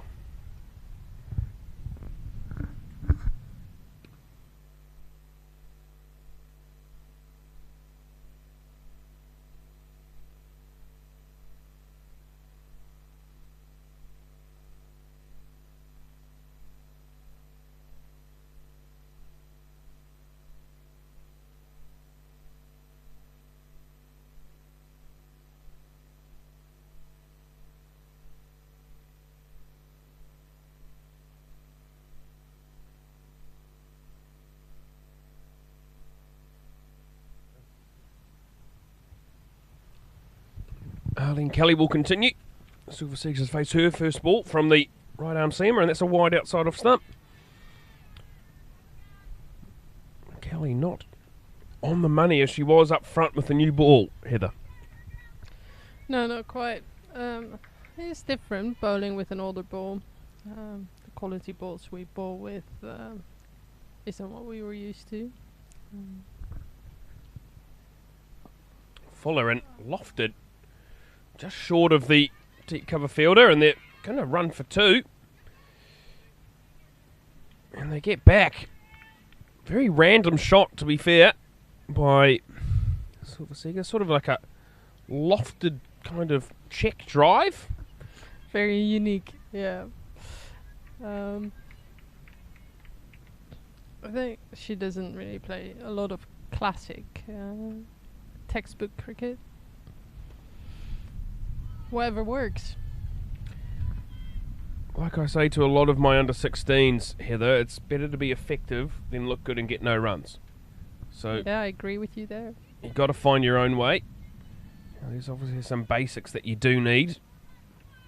Generally a strong defence, understanding a good contact point, so try and hit the ball under your eyes. But otherwise, it's up to you. Mary Waldron appealing for the stumping, and Adrian Van den Dries says, absolutely, that is out.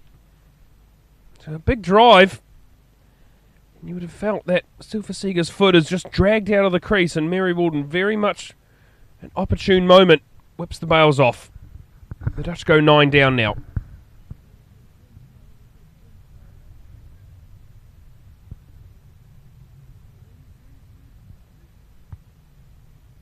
And with that, drinks will be taken. The Dutch 79 for 9.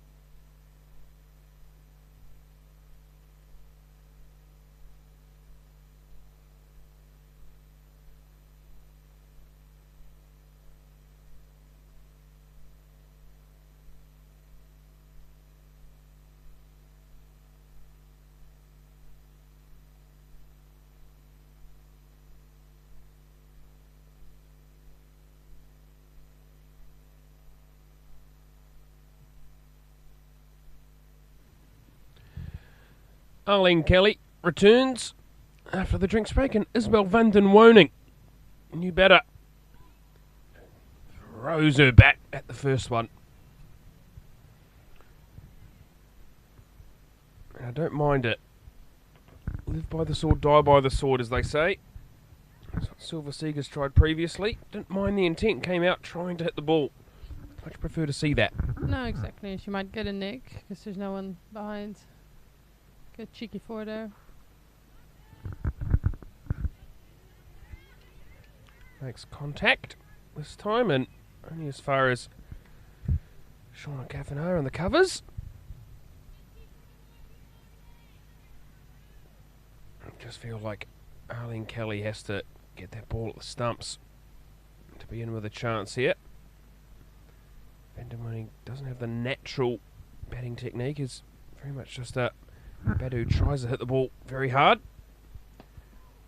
Does well to keep that one out. The number 11 survives. 79 for 9 after 30 overs.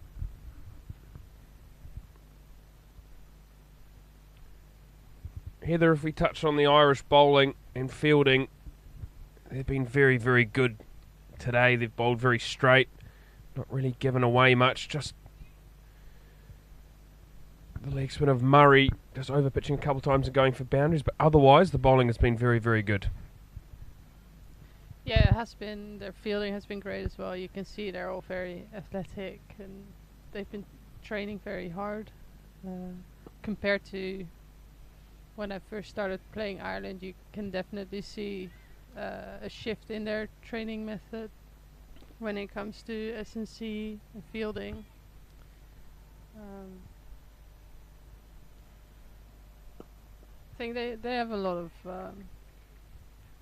discipline, which comes through lots of training. They have a few more coaches. Little things that help, but you can have all the resources, you still have to do the work. Yep. 11 of the women professionally contracted now.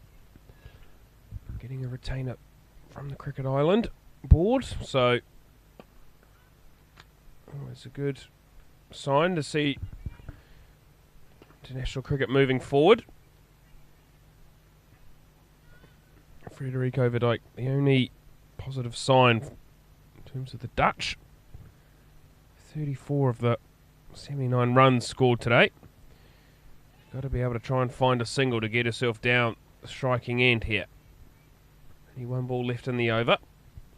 It's been 5 dots, so I'm sure the Irish are aware they want to keep her off strike and bowl to number 11, Van den Woning. Full and wide, and she does get a single. Nice ball of the over.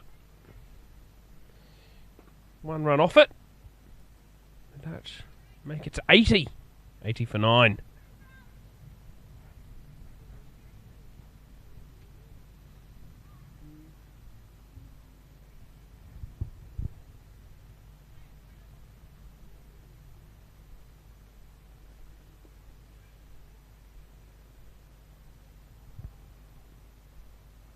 Change of ends for Georgia Dempsey. Opened the bowling from the far end earlier this morning. Now returning from our commentary position end. 5 overs, 1 maiden, 1 for 5. Bowled very, very well. Hardly missed the stumps. And to be fair, the Dutch probably just did well to survive her spell. He's going to come back and try and wrap this up for Ireland. They've been very, very good today. Third man, deep cover, fine leg and a deep square leg. The 4 fielders outside the ring, mid on, mid off up in the ring. So Overdyke will be looking to target that if she does over pitch. Nice pace from Dempsey as that goes through to wicketkeeper Mary Waldron. Quite good pace from Dempsey here, Heather. Yeah, it's not just the pace, it's a line and length as well. I think she could change her line to actually ball at the stumps. Full and wide once more. Because if you give Frederik space, it's not gonna get her out. Just ball at her stumps.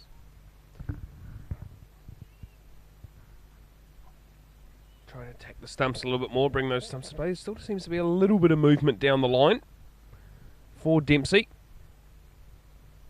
Like I say, very impressive in her first spell. At the stumps, that's what you called for here, the Seegers. Frederik Overdijk's going to look to come back for two, but Van den Moning loses her feet. Apologises. And a laugh between the two batters at the crease. Seeing the funny side of it. This happens a lot, not just on pitch. What, Van den Moning likes to fall over? Yeah. Seems like a slight concern. He's a bit of a hazardous player. She's got to be mindful of the hazard that is Georgia Dempsey here. She'll be targeting in on those stumps now. Wide of off, and Van den Moning will get her first ODI run. And a big cheer from the sideline, Heather. Yeah, I think everyone's excited when number 11 gets runs. Yeah, that's how I felt on Saturday. To go out there and bat. Not something I prefer to do. I prefer the bowling aspect of cricket than the batting, but nonetheless, full and straight this time, and only as far as Gabby Lewis. Heather, Gabby Lewis will open the batting for the Irish? I don't know. I would assume so. She has in previous 50 over matches we played against each other. I don't see why she wouldn't. Overdijk on strike now. Trying to get down the other end. Try and face as many balls as possible. She's going to hit and go.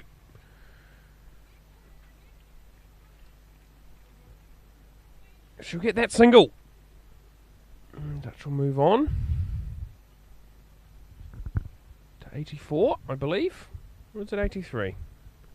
Either way, 32 overs have been bowled.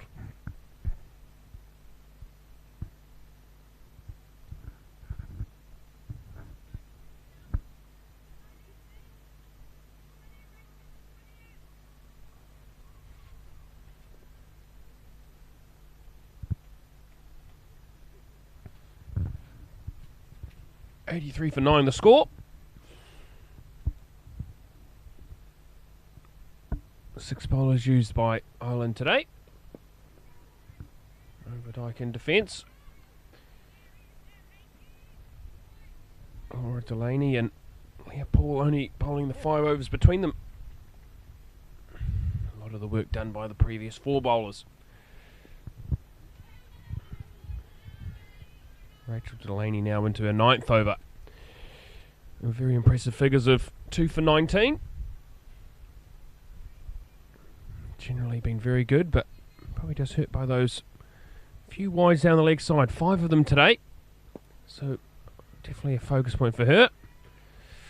Overdijk taking the single. In this situation, Heather, you want to get as many runs as possible, but knowing the batting ability of the number 11, would you be taking those ones? No. I wouldn't.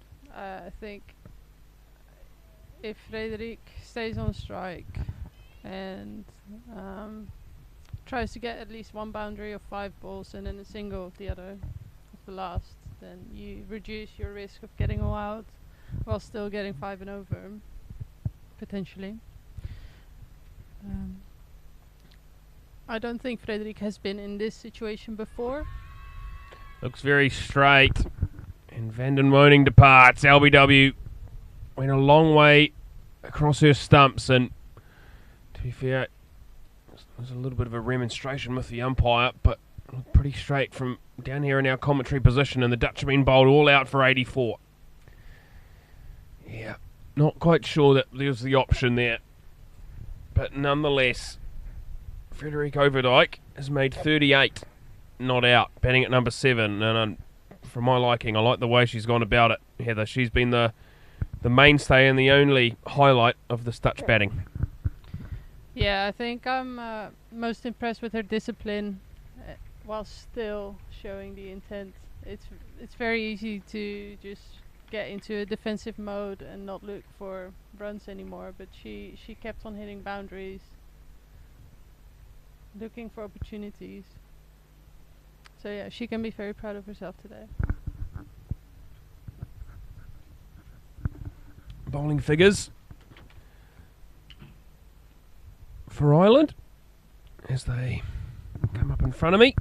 Georgia Dempsey came back for that 1 over in her second spell, but bowled exceptionally. 6 overs, 2 maidens, 1 for 8. Arlene Kelly, also very, very impressive figures. 7 overs, 2 maidens, 3 for 9. Really broke the back of the Dutch. And Laura Delaney also picking up 3. Going for the 20 runs in her 8.5 overs. Cara Murray, again, also successful.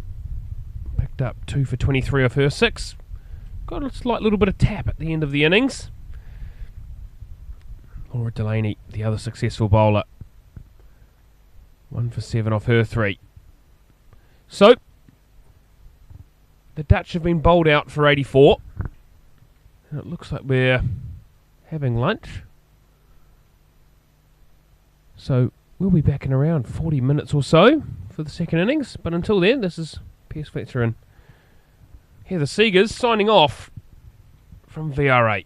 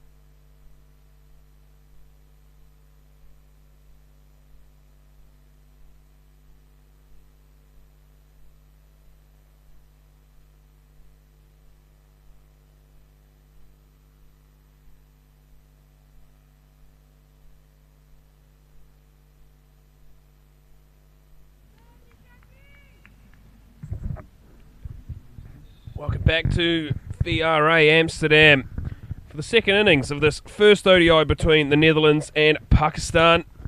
The Dutch are only able to post 84 in the first innings, but they've come out with a lot of energy in the field. Iris Villing will get us underway from the far end. Goes past the outside edge, first delivery. Leah Paul out there in the middle. Left-handed batter. And alongside her, Northern Superchargers player, Gabby Lewis, and number 66 on her back. The Dutch opting to have a slip in place. Juliet Post. It'll be a wide, swinging down the leg side. And it's a delight, as always, to be joined by someone in the commentary box. Actually, this man is a former teammate of mine, only for a couple of games. But nonetheless, Robert van Oostrum, lovely to see you, sir. Thank you, Piers. It's a pleasure to be here. This is beautiful ground. Different setting than yesterday with the men, but this looks absolutely gorgeous again. Yeah. No stands here at VRA. Ground definitely still recovering from it, from where all these stands were sitting. And if you weren't with us earlier, the Dutch, yeah, they struggled with the bat today. 84 all out, but a new experience for a lot of them. Another wide down the leg side. One thing the Irish didn't do in the first 10 overs was bowler wide. They were very, very disciplined with their line and length. Rob, I don't know how much of the first innings you did catch, if any, but your assessment of 84 all out. Yeah, to be honest, I was still at work with a little bit of a look at match center and the live stream. I couldn't really watch the stream, but I saw the score, and at 30 for 5 at one stage I actually texted you, is it worthwhile driving up from The Hague to Amsterdam? And well, in the end I decided to come with my son and have a look and see what the end total was. And at one stage it looked like 40 all out, so this is actually not too bad.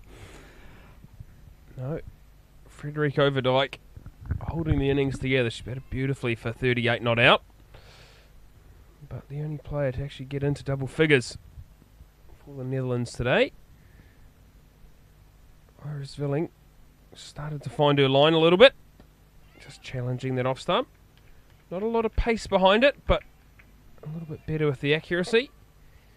Yeah, the Dutch losing all 10 wickets today within 33 overs. So, again, 50 over cricket, still a new thing for this Dutch side, but the thing that will be probably most concerning for Shane Dietz was the fact of a lot of players getting bowled or LBW. It's just missing straight balls, so a lot of the top order missing straight ones. There was a spectacular catch in there as well. Annemijn van Bolge was actually just starting to get into her work. She was 4 of 31, 4 of 30, and then Cara Murray took an absolutely screaming one-handed catch off her own bowling above her head. So, a lot of work for the Dutch to do today if they're going to have any chance of salvaging a victory here. And if that's not the case, then at least put in a bit of pride with their performance. Tidy first over from Zwilling. That's those couple of wires down the leg side. And Isabel van den Woning will open the bowling from our commentary position. And got off the mark in ODI cricket today. All these players for the Dutch today making their ODI debuts. Very exciting moment. Deep square leg and third man, the fielder's out. Slip in place of Van den Woning. Short and a little bit more pace on the ball. Chopped away as far as Robina Rijker. A backward point. Gabby Lewis gets off the mark. Yeah, it looked like she had a little bit more pace and a little bit more bounce. So, yeah, see if she can exploit the pitch with the new ball. Straight away going round the wicket to the left-hander. Change of angle for Van den Woning. A lot of young players in this Dutch lineup today.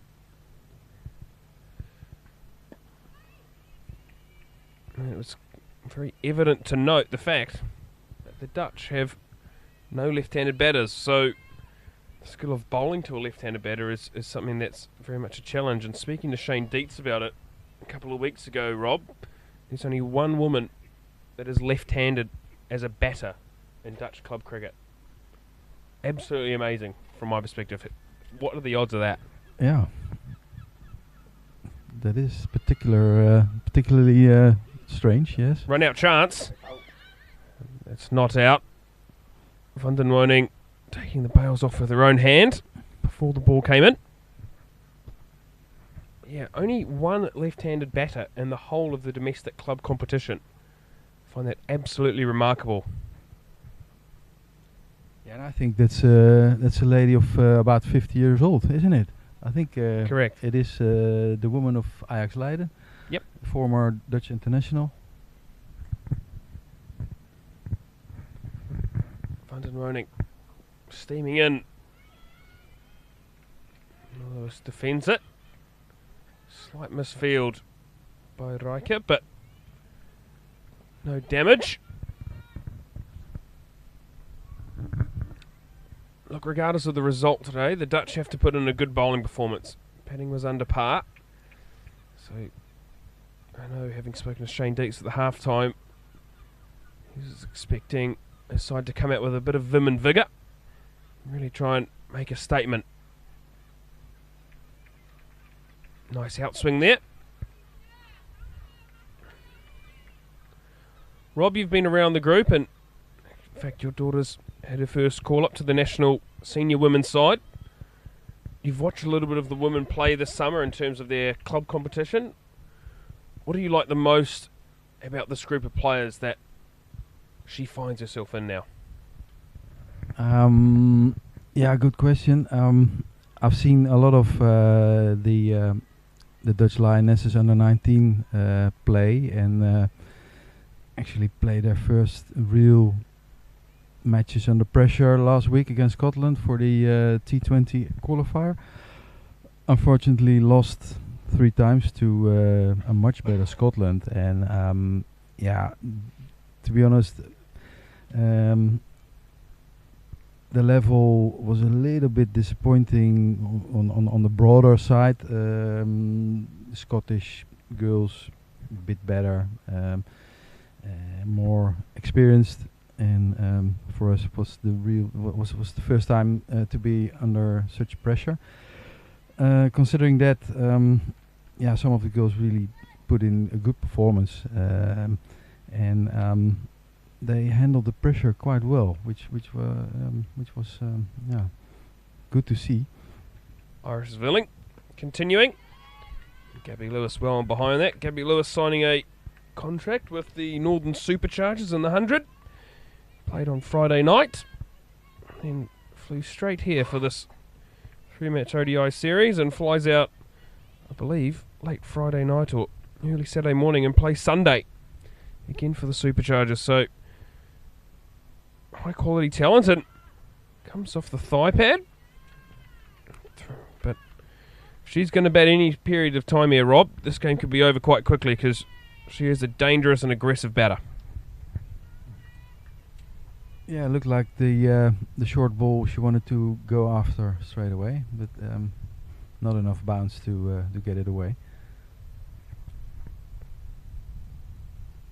Good length again from Zvilling. Seems a little bit more comfortable bowling to the right-hander. Pitching that ball up and just getting a little touch of outswing.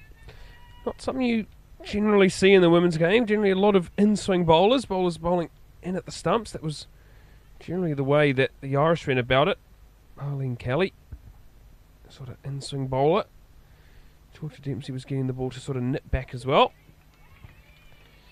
Respectfully left outside off stump.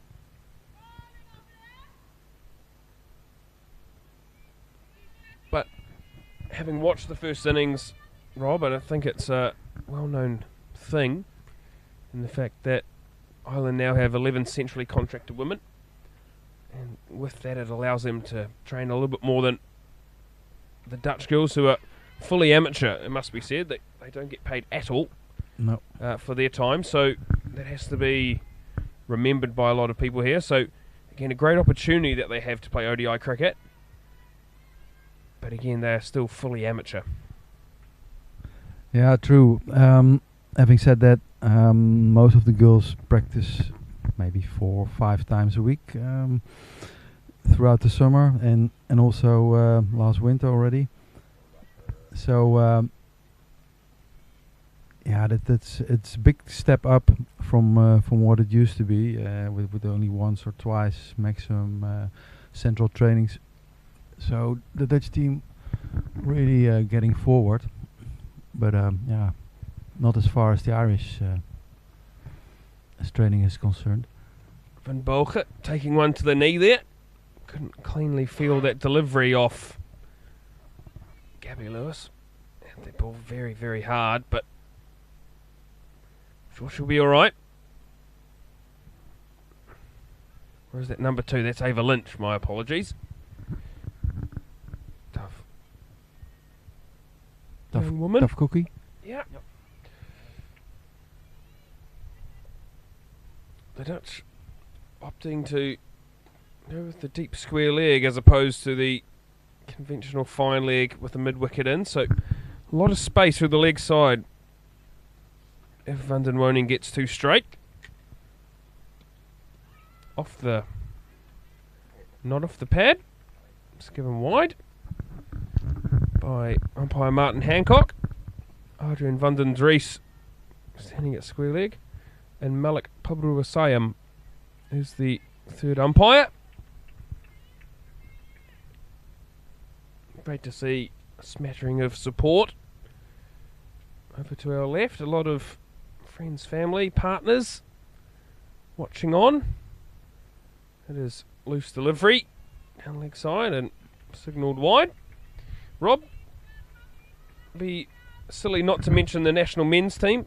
Their summer's just come to an end.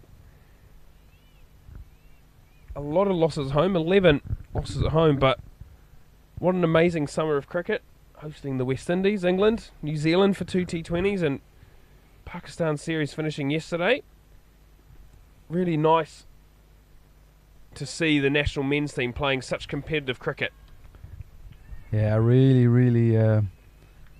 good to see and happy to be there yesterday as a spectator. Be there as a spectator and as the team dog against England and the West Indies. Watching it from very close by and being part of the team. It's a special moment for me as well. But yeah, they did incredibly well. Deserved the win either yesterday or in the first game against Pakistan, which is yeah, amazing. Great shot by Gabby Lewis on top of the bounce, and that's going to run away for 4. It's a beautiful shot.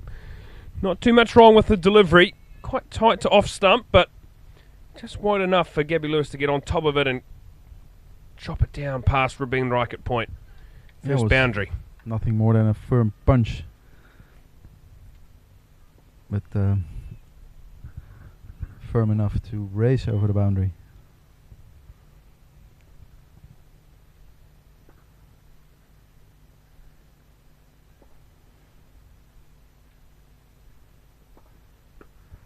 Better length from Van den Woning. Pitched up, challenging that off stump.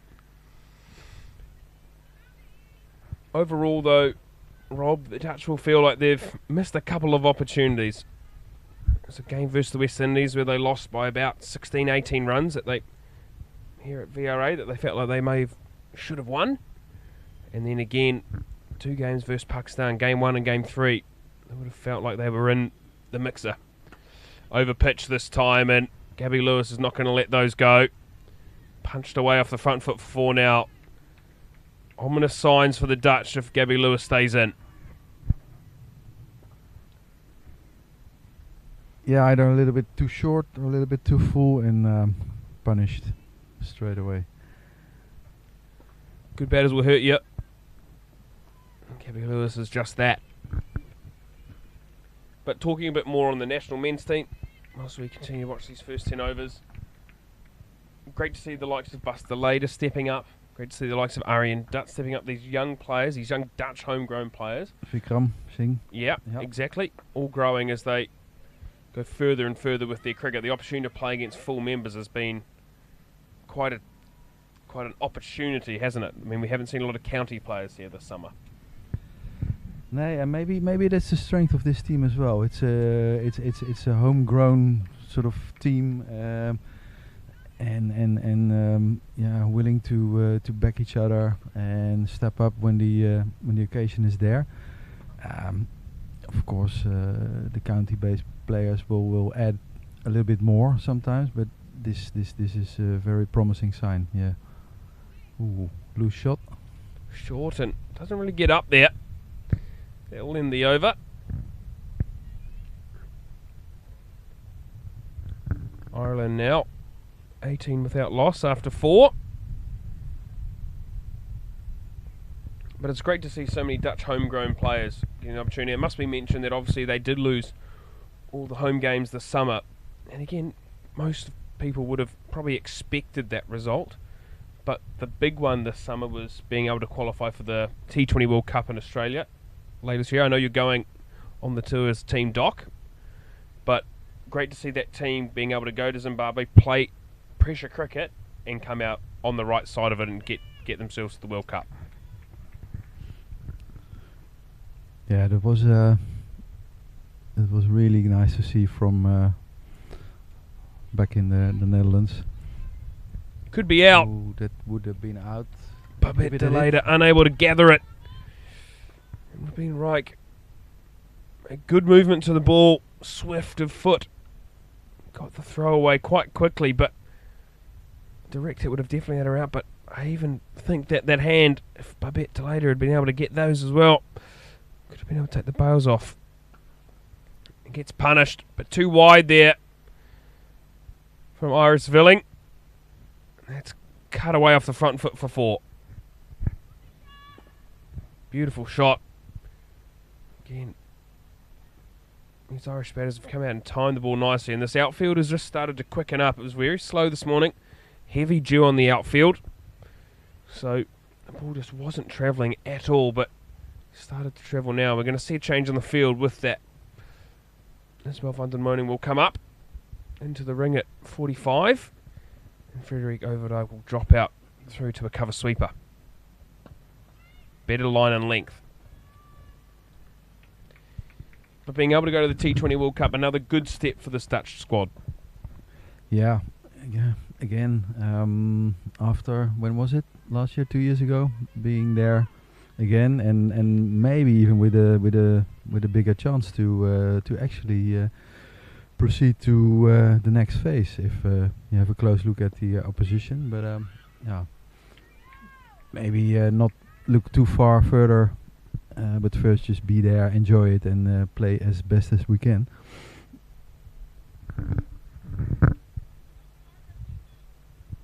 Yeah, it must be mentioned that a number of county players not selected during the T20 qualifier were unavailable due to other commitments.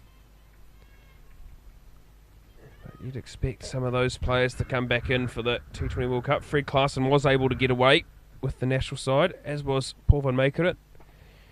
Those two, I suspect, will be booking a flight to Australia. From the county perspective, Colin Ackerman, obviously no doubting his class, made 277 earlier this year in the first class game.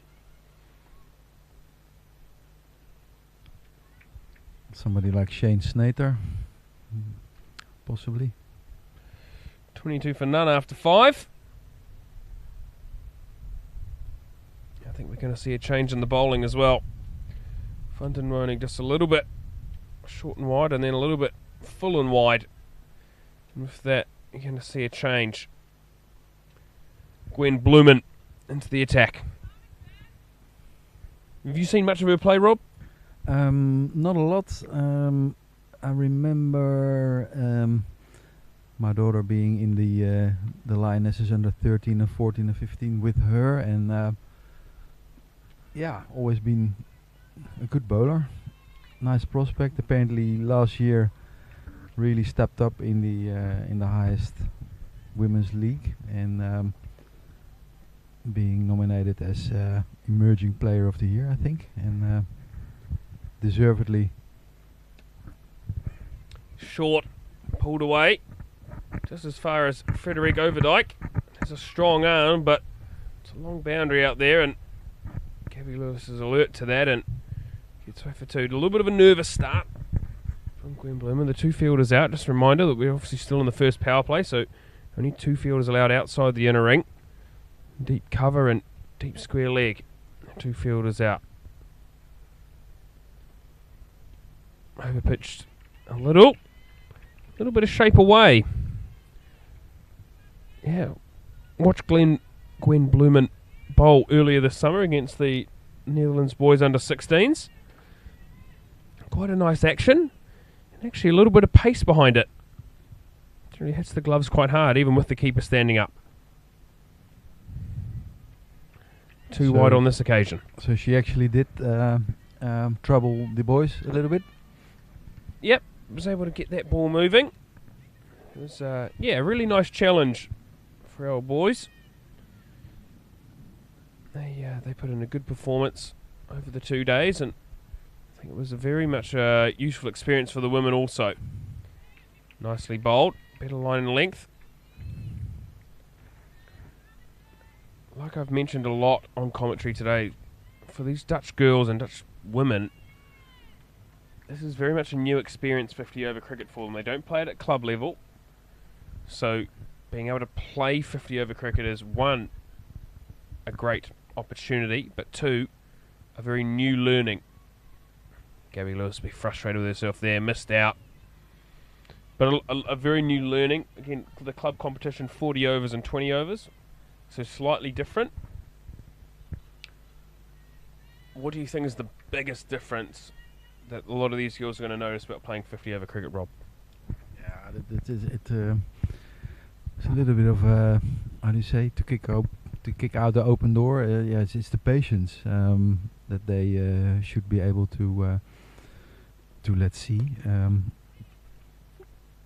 The T20 cricket and lots of the girls, even with the under 19 team, taught by Shane Dietz to just have a whack and to hit the ball hard, and to hit the ball hard every ball,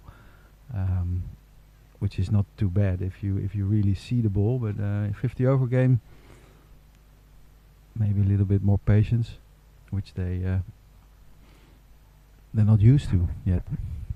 Cricketing madness going on out there. Isabel van den Woning was at fine leg. She's now run around all the way to deep square leg, where Silver Seegers was fielding. Silver Seegers now fielding at short third man. Very good running. It is very aware cricket. Gabby Lewis pushing her partner Leah Paul hard between the wickets.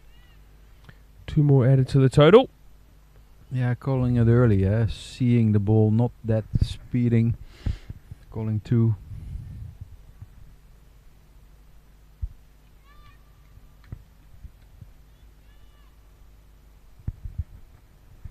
Slip still in place. No third man now. Silver Seegers comes across into a short mid-wicket. Too far down the leg side, and Babette Toledo's unable to get a hand on it. Run down, and they'll add two more to the score. Relay throw in. Good teamwork.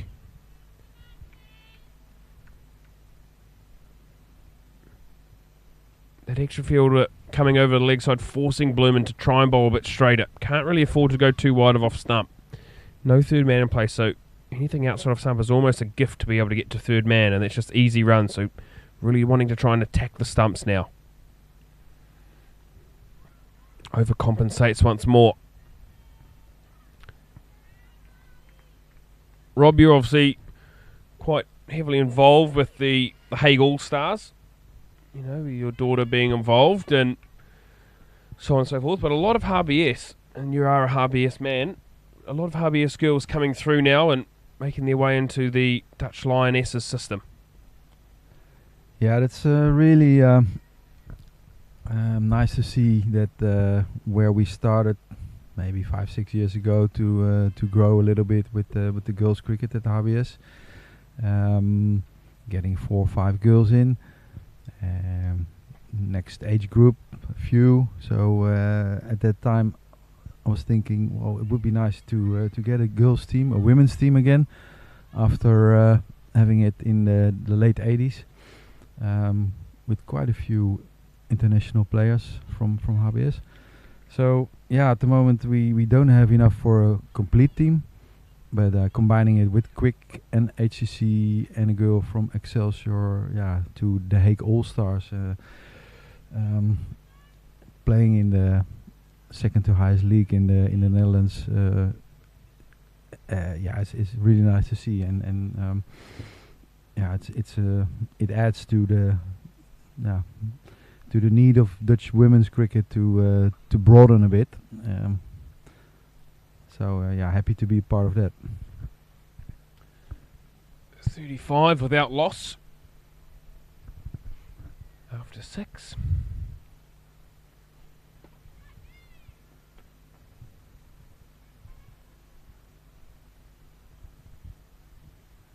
Just 49 more runs required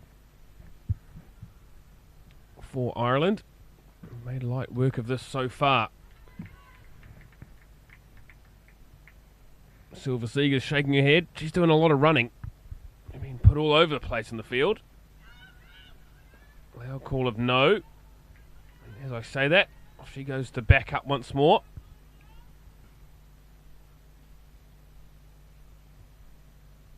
A great trait of this Dutch side is how much commitment they have to the sport. They do try and train as much as they can in between work, school, other pastimes that they have. A lot of these girls, like I say, they are fully amateur, so the opportunity to play international cricket is something that, they do have to give up a lot of work time for. So a lot of these girls, are using some of their holiday to be here. Mm-hmm. So that has to be remembered. And don't forget the parents, eh? Indeed, like I say, a lot of these Dutch girls are quite young. Bit straight this time. Great fielding by Overdyke. Gets a hand on that, saves at least one more. He's been exceptional today. She batted so well. Spoke to her at lunchtime. And she was thrilled. Nice to see her bat with such confidence. Played with so much intent, and I think the rest of the Dutch batting lineup could definitely take a leaf out of her book, because there's a few gun-shy batters up top today. You just show that if you do look to hit the ball hard and look to play with positive intent, that it is the way forward. That's the only way you're going to be able to score runs at a high level. Well bowled by Irish Filling. Yeah, looking good, Iris, from the other side. Not giving away too much. Speaking of Frederik Overdyke, I thought more of her of a bowler. Didn't know really that her batting was that good, but apparently must have been a good innings. Very, very good innings. And again, the ability to show batsmanship is something that she's still definitely learning. There's probably a moment at the end there as she took a single, and I had Heather Seegers alongside me, and we both agreed probably not the right time to take a single with Isabel van den Moning at the non-strikers end. Hit hard by Paul. She's looked positive. Really like the way she's gone about it. They'll end the over. 37 for none after 7 overs.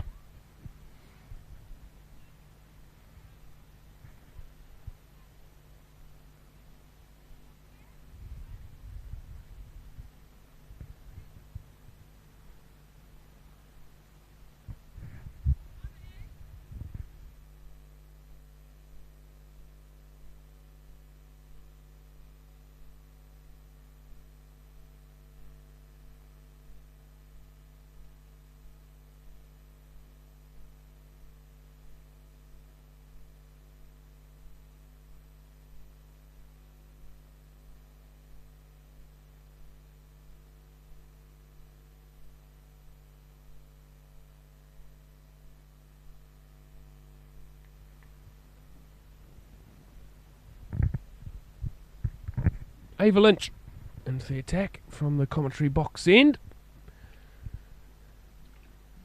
The Dutch employing a slip at the moment. There seems to be a bit of consultation between Juliette Poss, former captain, and Babette de Leede, current captain.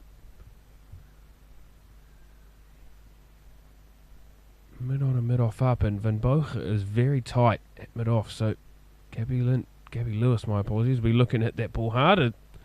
So she does, but only as far as Van den Woning. Out at deep cover.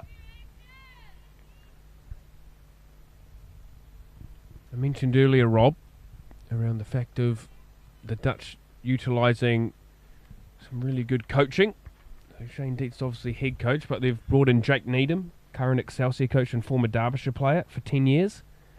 And also Peter Saylor, former Netherlands captain, is also here as an assistant coach for the moment. Must be great to have so many men with so much experience in cricket. Oh, definitely. Actually, a little bit of news for me. So that's happy to hear about that. Welcome, Peter, to the group, and I'm sure that they can learn a lot from you, batting and bowling, and socially. Changing the field now. 45 comes into a mid wicket. No player behind square on the leg side, so Leah Paul, if she's brave enough, can probably get inside this line of the ball and look to sweep. Looks to go across the straight ball. Looked like it was turning. Sliding just down the leg side for my liking.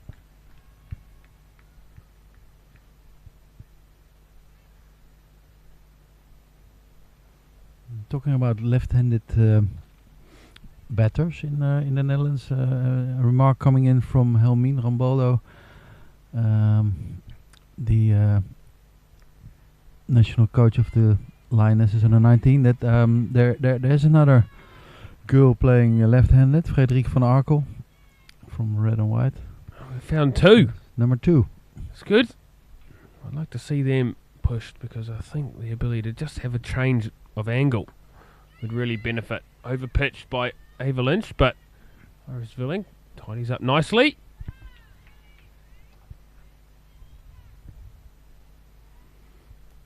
Brings the over to an end. 39 without loss after 8. Cruising along, the Irish.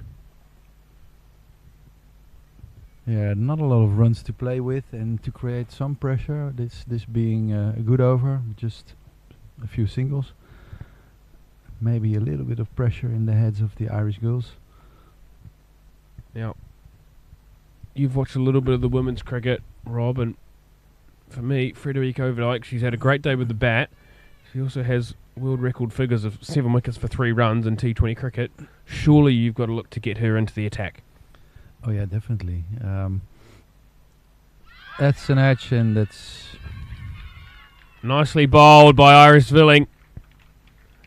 It's been generally very, very good, and it's roused the smattering of Dutch supporters on the sideline as Leopold just fends it one outside of stump.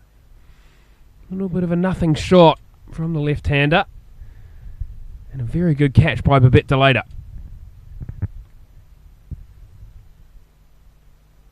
Yeah, much needed breakthrough, and hopefully the Dutch girls can take some positive about this and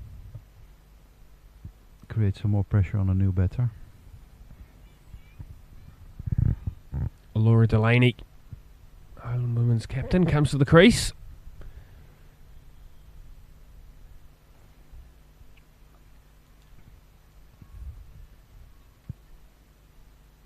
Yeah, very good delivery, and Iris Villing's deserved that.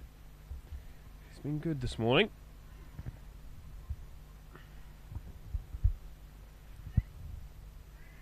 Figures of 1 for 9 into her 5th over. And again, she's bowled bowled well. She's bowled quite tightly. A couple of wides in that first over, but otherwise, it's generally kept that ball very, very tight.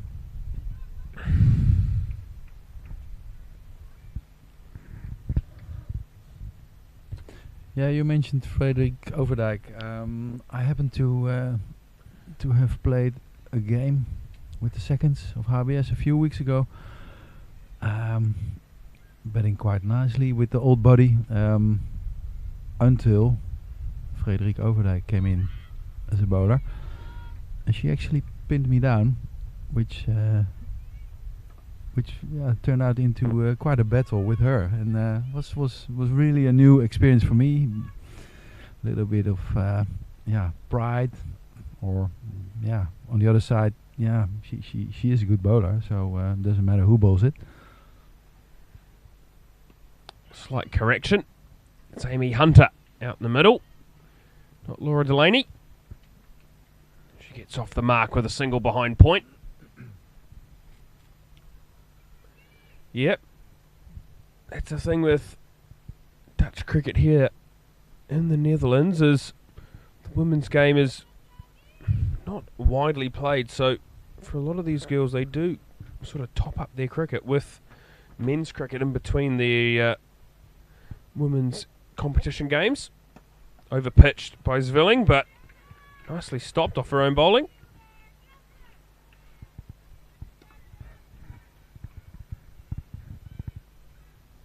Yeah, and these girls, like Iris Zwilling, Frederik Overdijk, Robine Rijk, they actually do quite well in second team cricket in the higher leagues of the Netherlands. Pulled away by Gabby Lewis. The steep square leg coming up, and Zwilling overcompensating and going too straight. That'll run away for 4. Straight away, before she even walks back to her mark. Brings the deep cover up, sends the deep square leg back. It's the old horse's bolted job for me. That was just a bad ball. You don't have to change your field just because you bowl a bad ball. Puts the ball in a better zone. Nice throw. Good backing up there by Gwen Blumen. That will end the over. 45 for 1 after 8.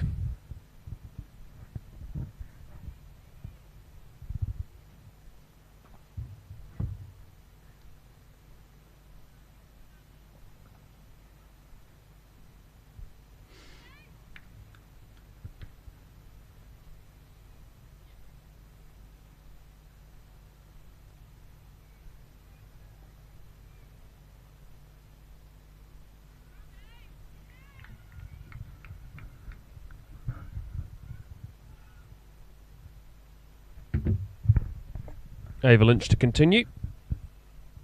To Gabby Lewis. Still inside the first power play. So only 2 fielders allowed out. Dutch only choosing to utilise 1. No, we're going to see the second one go out. Bonden Moaning will drop back out to the boundary at deep cover. I feel like Gabby Lewis is going to want to try and take it on. It flies past Robia Rijke. Backward point. Just out of reach. You can feel that Gabby Lewis has had enough of watching this bowling. She wants to get on with it, Rob. Yeah, train to catch, or just freeing the arms.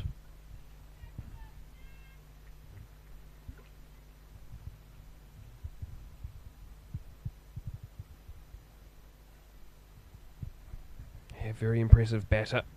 Just looked good early. Toned the ball nicely. Just a really nice back foot punch from the end she's batting from right now.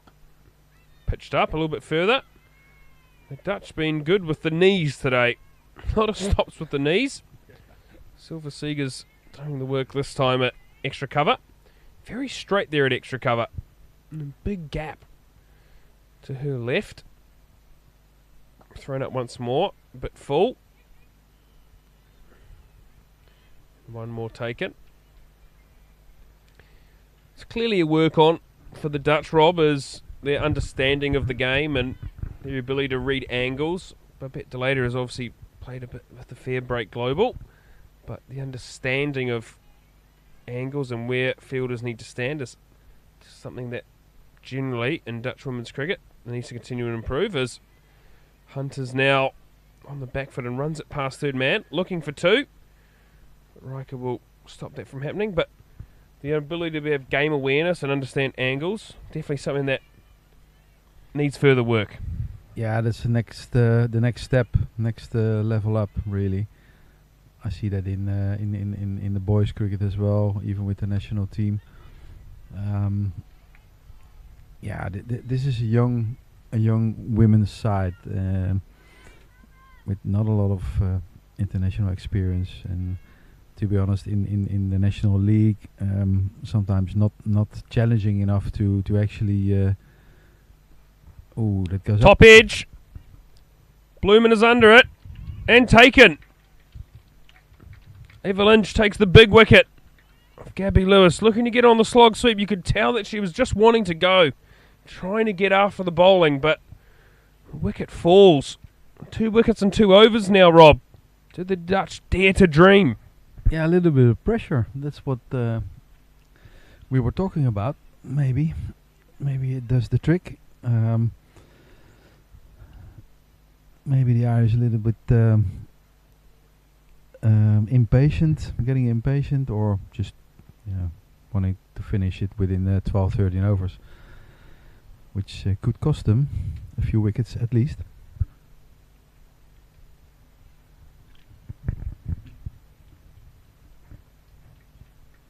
Lewis falls for 25.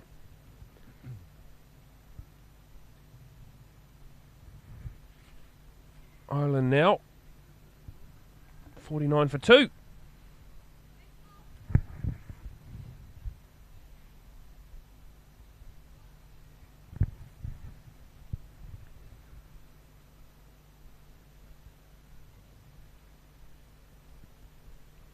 Yeah, that's why these games are so important to actually learn the angles and to learn how to apply a little bit of pressure. Even the best batters in the world, they don't like it when you pin them down for 10, 12 balls, and they want to see their strike rate up in the hundreds. So that always creeps into the mind. And that's an edge. That's first ball. Laura Delaney. New batter to the crease, but departs first ball. Beautiful delivery again from Iris Villing, still getting that little bit of outswing. And the Dutch get their third. Unbelievable scenes. Rob, she's been excellent this afternoon, has Iris Villing, and another wicket for her. Yeah, still swinging the ball a bit there. And getting the line right. A little bit of chaos on the sideline for the Irish. Petter's running straight out of the sheds, straight out to the middle. It was all so calm. 39 without loss, and then 49 for 1, now 49 for 3. Captain departs for a first ball duck. Very good delivery to get first up though. Pitching on or around that off stump and just swinging away a touch, and Babette Delata with the safe hands behind the stumps.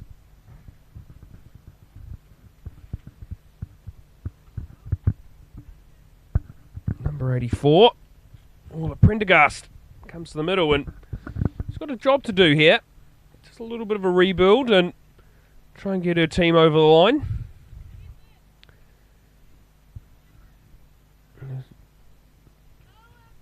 I spent some time in Ireland a few seasons ago, and she was highly touted. Only 13 or 14 years old at the time, and you could tell that she was a very, very good player. So obviously a little bit older now. It's grown quite a bit. Tall young lady. She's got a job to do here for the Irish. Straight on the money again, Iris Villing. Nice shape. Yeah.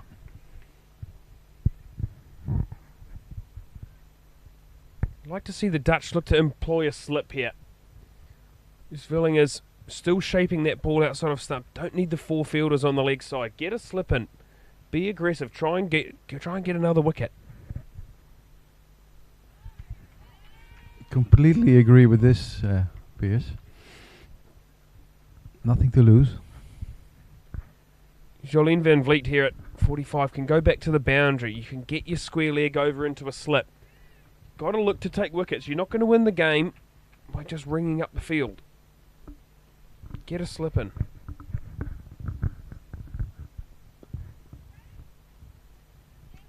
Touch straight this time, and the fielder that I wanted to go into slip does the fielding. Yeah, It's always the way. Saves the one there. Yeah.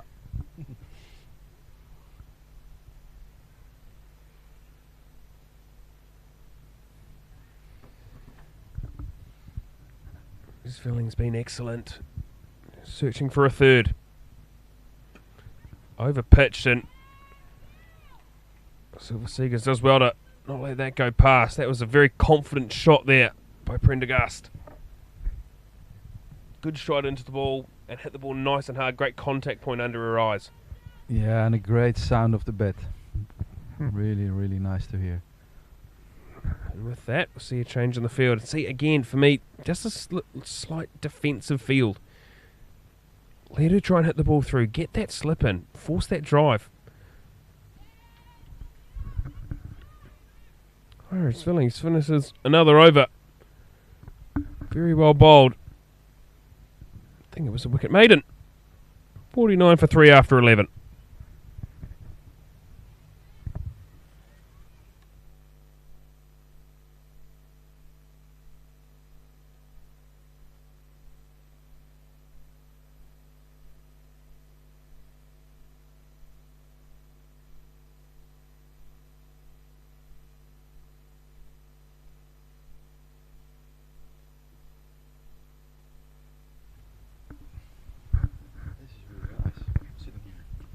Beautiful weather here in Amstelveen. 23, 24 degrees, but just a nice little slight breeze, and our little gazebo is doing a great job of keeping us out of the sun, but still allowing a little bit of warmth. So, like I say, been very busy of recent times commentating on the national men's stuff, but this is a nice little change of pace. Top edge flies over the short third man. Hunter coming back for 2, and that's very good running. She wanted 2 from the outset, turned, looked, saw Riker didn't quite have the ball in her hand, and came back for 2. Yeah, good awareness. Well, to be honest, this from the Dutch perspective should not have been a 2, but yeah, good by the Irish. Better from Ava Lynch. Has to keep that better coming on the front foot. Short and wide isn't going to do the job. Horace Villing's been excellent from the far end. And has to be backed up from the bowlers here at our commentary box end. Good again.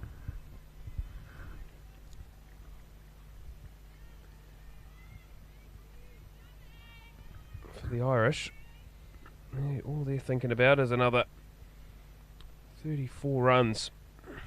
Just tick over the line. Over pitch this time. That's a half volley. It's going to run away for 4. 1 bouncing over the rope. Not a bad delivery, but just a touch full. And the conviction of that shot from Hunter shows that she means business, Rob. Yeah, over pitch. Not afraid to hit it over the top and again. Yeah, One or full two toss bounces. this time. And unfortunately, it goes away for 4 as well from a Dutch perspective. So we talked about Zvilling's been excellent from the Mulder end. But for me at the College Box team, just not had that same backup. Like I say, into the 12th over, and I have no understanding why Overdyke hasn't been given the ball. It completes the over. 59 for 3 now after 12.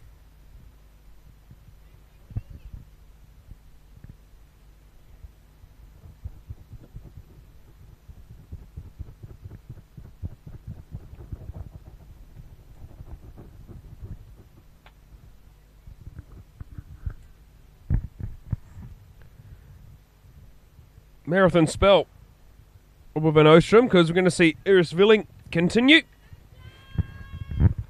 to her 7th over. Yeah, and why not? She's putting pressure on the Irish girls. Past that in a ring. Just allow Prendergast to get back for 2. Yeah, probably not something that Iris Villing's probably ever done, is bowl a 7 over spell. Probably utilising 3-4 over bursts, maybe the odd time 5, but to get upwards of 7 you've got to have good stamina.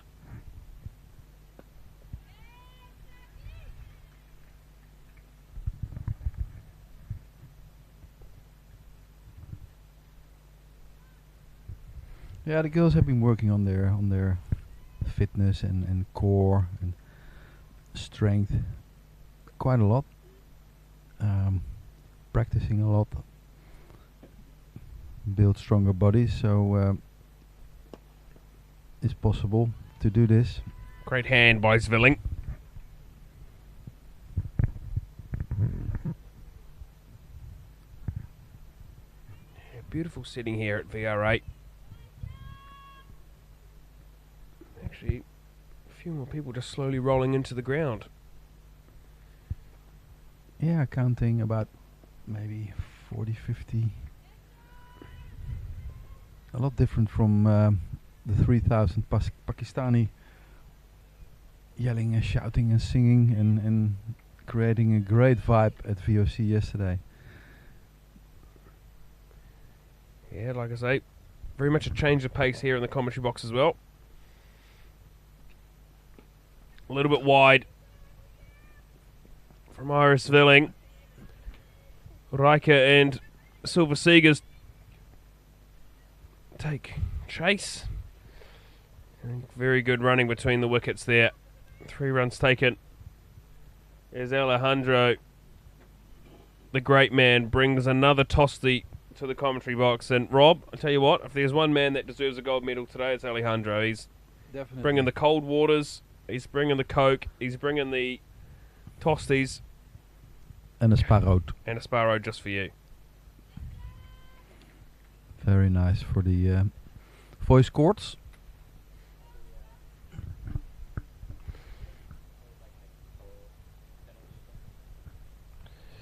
Iris Villing Yeah, Piers. probably noted that she's probably done.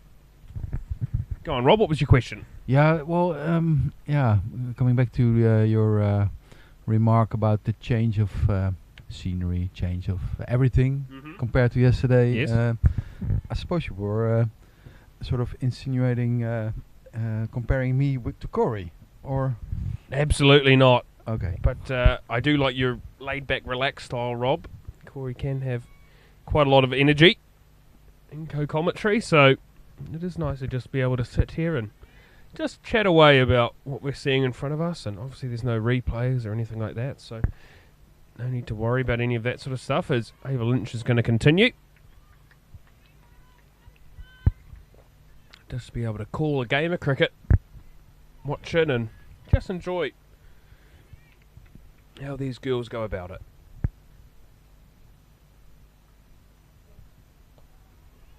Nice shape, nice line and length. These 2 first balls. Yeah, it is nice and relaxing being here instead of being in the hospital. Yeah, I was going to say, being in the office is a little bit of work. Prendergast using her feet, but can't get that ball through the reinforced offside ring. Good to see that Dutch seeing a 4-5 field. 5 on the leg side with the way that Ava Lynch spins it in. Using her feet once more, and a nice stop by the bowler. Yeah, 4 dots. A little bit of pressure. You can see that the Irish batters are trying to get after them. Do want to try and keep scoring. Down the wicket once more and bash, but only as far as the bowler once more. And 5 dots.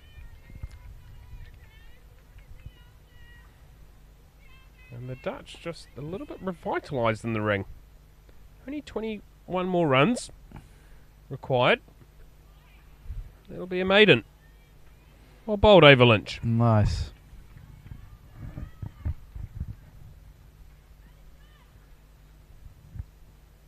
Yeah, the Dutch girls doing themselves a little bit of pride with this tight overs. It's good to see.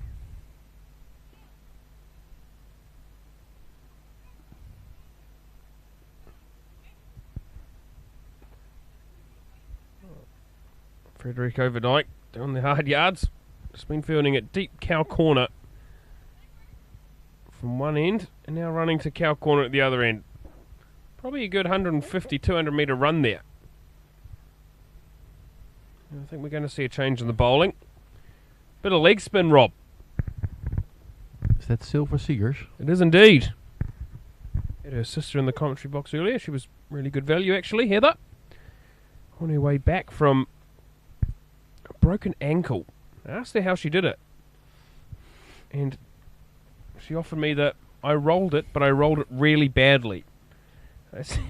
And all I could do really was laugh, because you shouldn't laugh when someone breaks an ankle, but how you roll your ankle and break it is, I said, pretty spectacular. And she said, oh, I couldn't believe it either. But great to see that she's on the recovery and should be ready to go for qualifiers in Thailand later.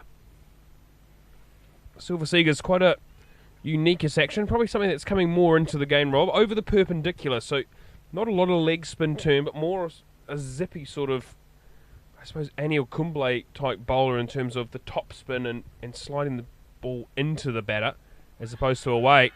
Big appeal and given. Caught behind. Babette Delater takes her third catch. Silver Seegers into the attack. And with reward straight away. The Irish 4 down. So maybe a little bit of turn after all. Can't really tell from here, but an edge it was.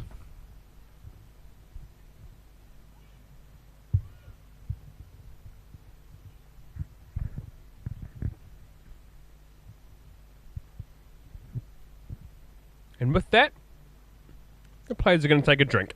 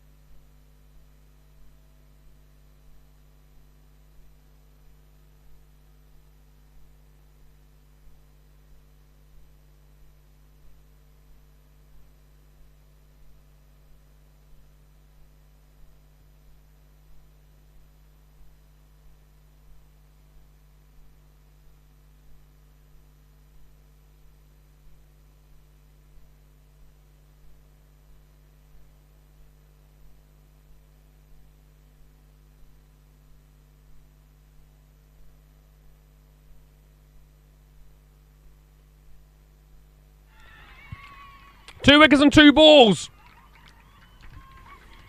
Shauna Kavanagh, second first ball, duck of the innings. What's going on here, Robert van Oostrum? Yes, it is a funny game, cricket, after all.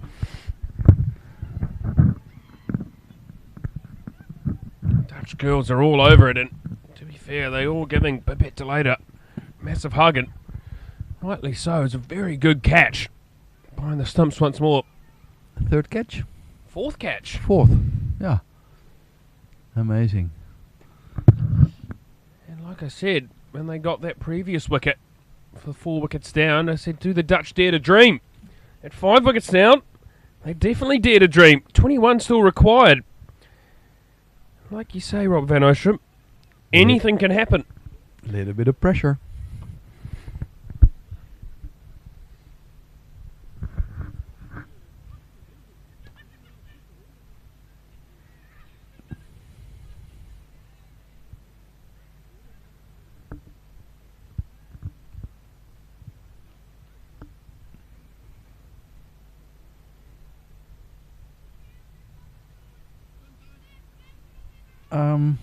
I'm missing a slip here. I'm missing some extra pressure. The experience of Mary Waldron comes to the crease. She'll take her time. She's played a lot of cricket at international level for Ireland. And again, the Dutch not over-attacking. In fact, quite defensive, I'd say. It's a hat-trick ball for Silver Seegers. Pitched up and left alone. Sliding on with the arm again. Both previous batters looking to cut. Getting just a thin edge through to the keeper. Oh, only the one fielder out now. Oh no, apologies, 2. Deep mid-wicket and deep backward square. And as far as extra cover. And this game has just slightly turned. 39 without loss to 64 for 5.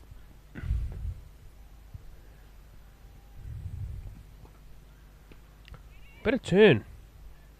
The surface. What a great over it is. Wicket No loose maiden. balls. Double wicket maiden. Well bowled, Silver Seegers.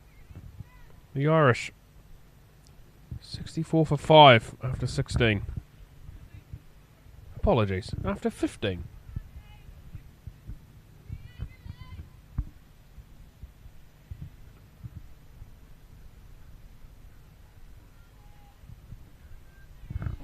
Yeah, I've seen some turnarounds in cricket matches last week.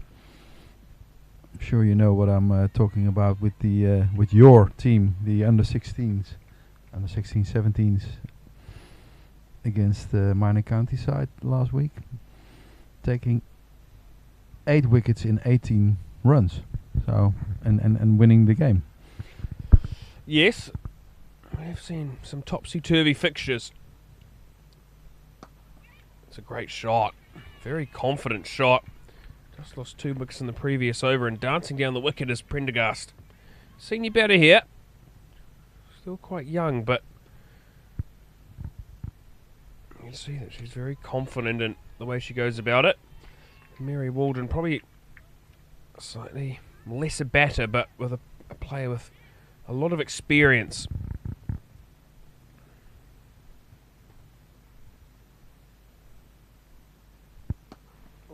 Oh, drop catch. That was in the air. Yeah, I will say it was a very tough chance. Diving across to her right, Ava Lynch. But those are the little things. When you've only got 84 on the board, you've got to take those opportunities. Get Prendergast out here and get a new batter in. The game changes once more. Waldron now to face her first delivery off Ava Lynch.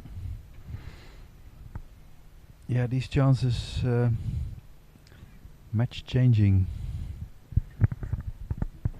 as we could see yesterday from Arjen Dutz. Great catch to get rid of Baba Azam.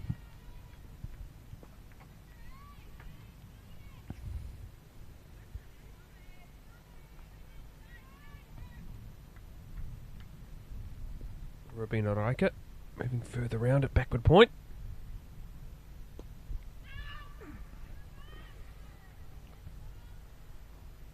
Juliet Post doing the fielding there.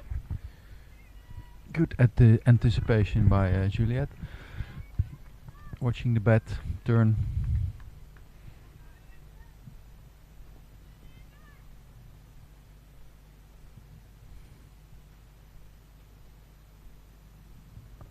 Short, Oh, loose ball. but only chipped as far as over Dyke at deep mid wicket. Poor delivery to finish the over, but only costing the one. Mary Waldron gets off the mark. 66 for 5 after 16 overs.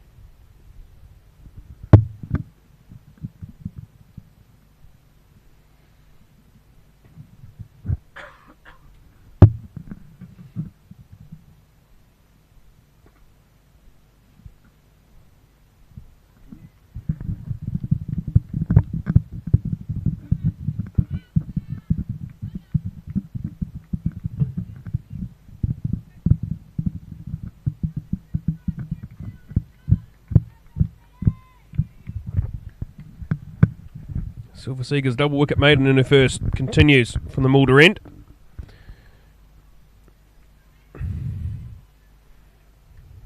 Chopped off the back foot, only as far as Gwen Bloomin in the covers.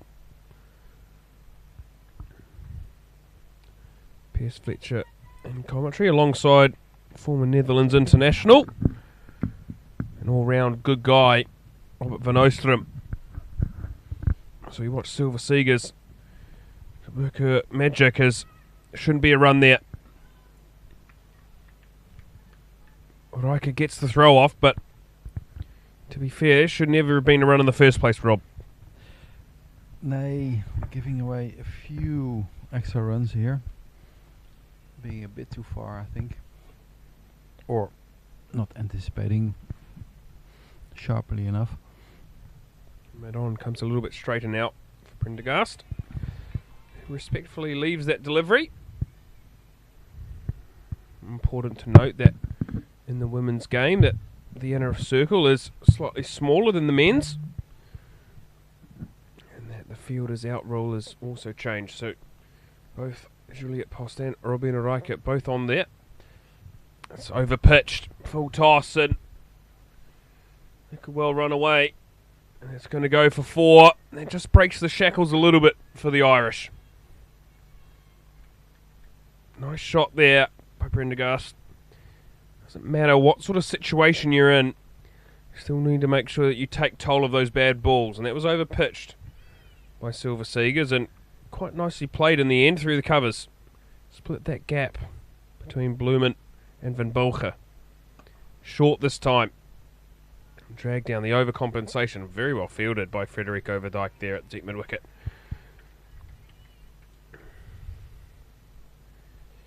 The Irish inching ever closer. Only 13 more runs needed now.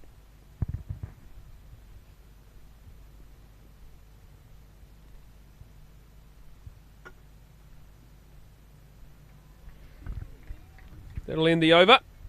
Boundary in there, along with another couple of singles. 72 for 5 after 17. Yeah, if only 50 more runs. Huh? But that's always easy looking in hindsight. Well, it is to look in hindsight, but again, for the Dutch, it's a great thing to understand, is to look and go, we only batted 33 overs. Imagine we bat 50. You get a plucky 150, 170 on the board. Exactly. Then you can challenge one of these full members. Slightly defensive field again here. Deep cover going out, but I suppose they do want to bowl at Waldron as opposed to Prendergast, who's moved on to 11. Down the wicket she comes. And Zvilling, a bit stagnant at mid-on. Doesn't really make an effort to attack the ball. And Prendergast, for a moment there, wasn't sure if she was going to go. Then committed to it. And she saw that the fielder didn't take that attacking step towards the ball. Another single to the total.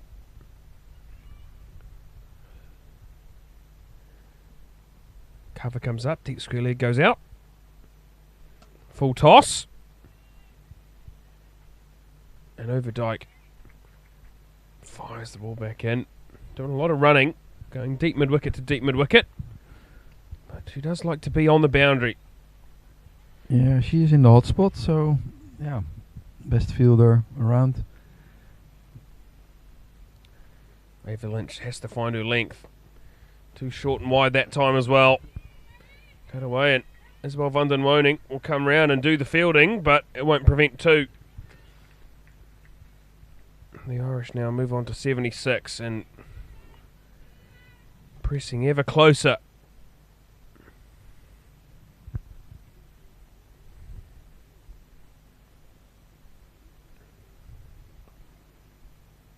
It's always a single, and Riker, bit of a lazy hand there.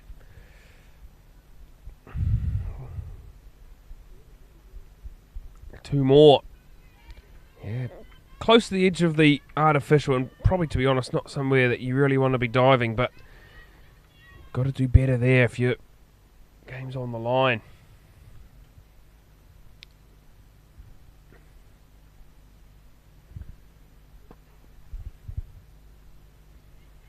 Better from Zvilling.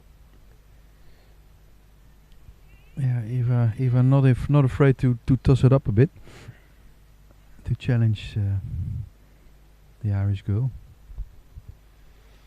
Prendergast on strike. Solidly forward in defence and beautiful soft hands. It's clearly been a conversation had between the two batters. And we're going to try and pick up every little scrap of run possible. That's what they do to finish the over. 79 for 5 after 18 overs.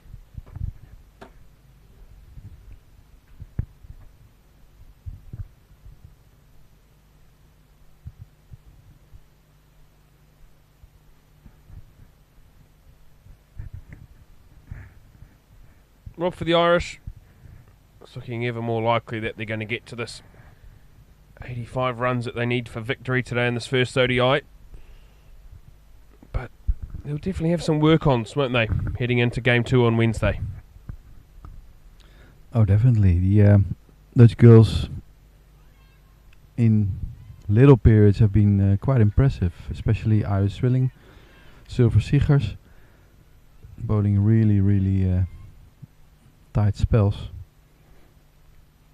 So they will know that if the Dutch girls are on a learning curve, batting a bit longer than they did today, that they will have to bat a bit differently. Chance. Two more to the total. And I suppose for the Dutch, again, it's a great learning curve for them. And I think a goal for them this week from a commentator's perspective would be being able to bat 50 overs.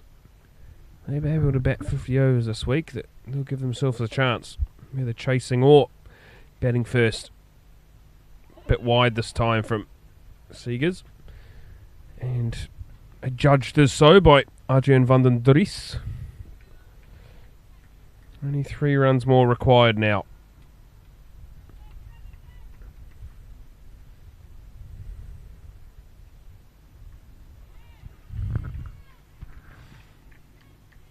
Nice, tempting ball.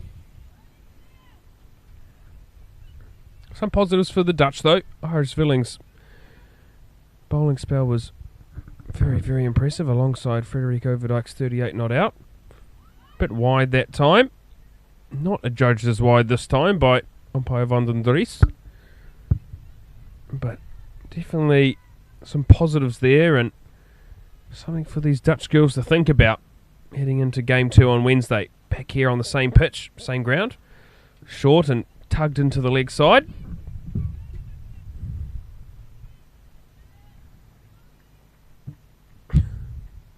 Bops over the top of Babette Later. Keeps it to 1. And 2 runs to go.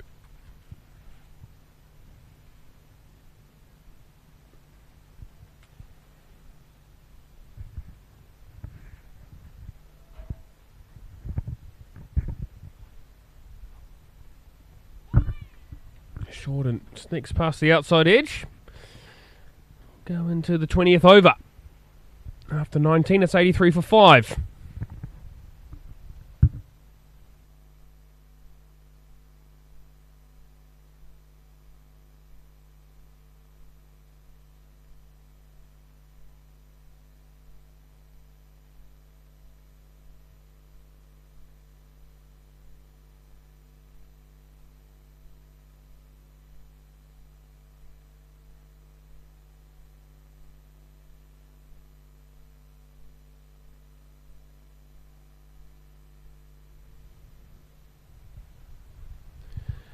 Armand van Bogen to probably bowl the last couple of balls of this first ODI between the Netherlands and Ireland, and to be honest, they've just put the deep cover back, and I'm not quite sure why. You only got 2 runs to defend. Bring him up, force him to hit it through. Yeah, there we go. Isabel van den Woning runs all the way out and then all the way back in. And I think your voice carries over the ground. Listen quite well to you. Sometimes it's a good voice to listen to, Rob. Sometimes it's not. Yep. Let's see what Van Bogen can do. Quite a nice little tidy off spinner. Obviously not going to get much of a go today. Straight. Don't mind that. Trying to hit the stumps. Trying to pitch that ball in line. Not a big turner of the ball. Bowled well against the under 16 boys a few weeks ago.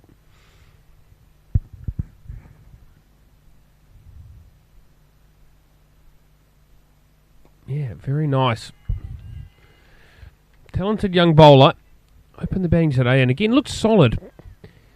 Only question was, could she have showed more intent at the crease? Could she have looked to hit the ball a bit harder? I definitely believe that was the case. There we go. There we go. That's the win for Ireland. Run all the way for 4, I suspect. Yep, it will hit the boundary. Prendergast will finish 24 not out. Sort of the mainstay of the innings in the end. Came out and did a great job for them. And the Dutch go down by 5 wickets with best part of 30 overs to spare. Rob, your thoughts? Yeah, a little bit of inexperience, I would say, as you mentioned before. Maybe not enough patience to bat longer, to bat the 50 overs, to get to 150 or 160. Yeah, this is all part of a learning curve, I think. Like we see with lots of the national youth sides, and they grow into the matches during the week, and well, it's up to the coach now to get these girls thinking a bit more, be more patient, and bat longer, a bit more sensible, and then they can maybe put a surprise up. Thanks for your efforts today, Rob. Really appreciate it. Hopefully we'll see you on Wednesday, and if not, we'll see you on Friday. Yeah, I think I will be here. Wonderful. Both days. Thank you, mate.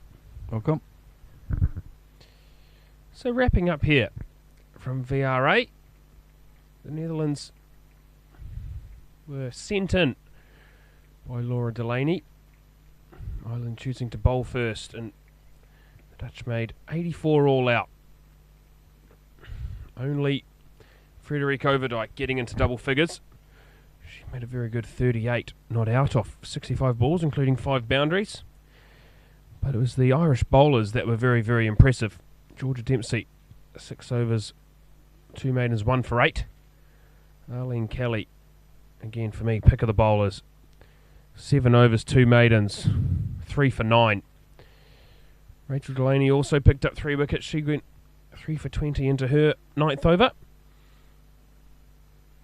Cara Murray took an absolutely stunning caught and bowled off Armand van Bogen to record figures of 2 for 23 off 6, including a maiden. And Laura Delaney picked up a wicket in her 3 overs, 1 for 7, and Leah Paul just the 2 overs for 13. And then in reply, the Irish were cruising along at 39 without loss, and look like they might do it none down, if not 1 down, Iris Villing picked up the first wicket. That of Leopold, caught behind by Pipette Delader, and just caused a little bit of a wobble in the middle order. But Gabby Lewis with 25 off 32 balls up top and 24 off 35 balls not out for Olga Prendergast. Got them over the line quite comfortably in the end. Standout bowling figures, well, there was only 3 bowlers that were successful, but Iris Villing's 7-over spell up front recorded figures of 2 for 20 in her 7, bowled very, very nicely. Alongside that, Silver Seegers picking up 2 wickets and 2 balls, including that wicket maiden first up. She went 3 overs, 2 for 10, and the only other bowler to get a wicket was Ava Lynch, 1 for 25 off 6. A lot of learning for the Dutch to do. A good performance by the Irish. We'll be back here again on Wednesday for the second ODI, and then we're away down the road to The Hague at VCC for the final ODI of this 3-match series. We look forward to having your company then. On behalf of all my co-commentators, including Patrick DeLather, Heather Seegers and Robert Van Ocean, this is Piers Fletcher signing off from a beautifully sunny and slightly cloudy VRA. Thank you very much.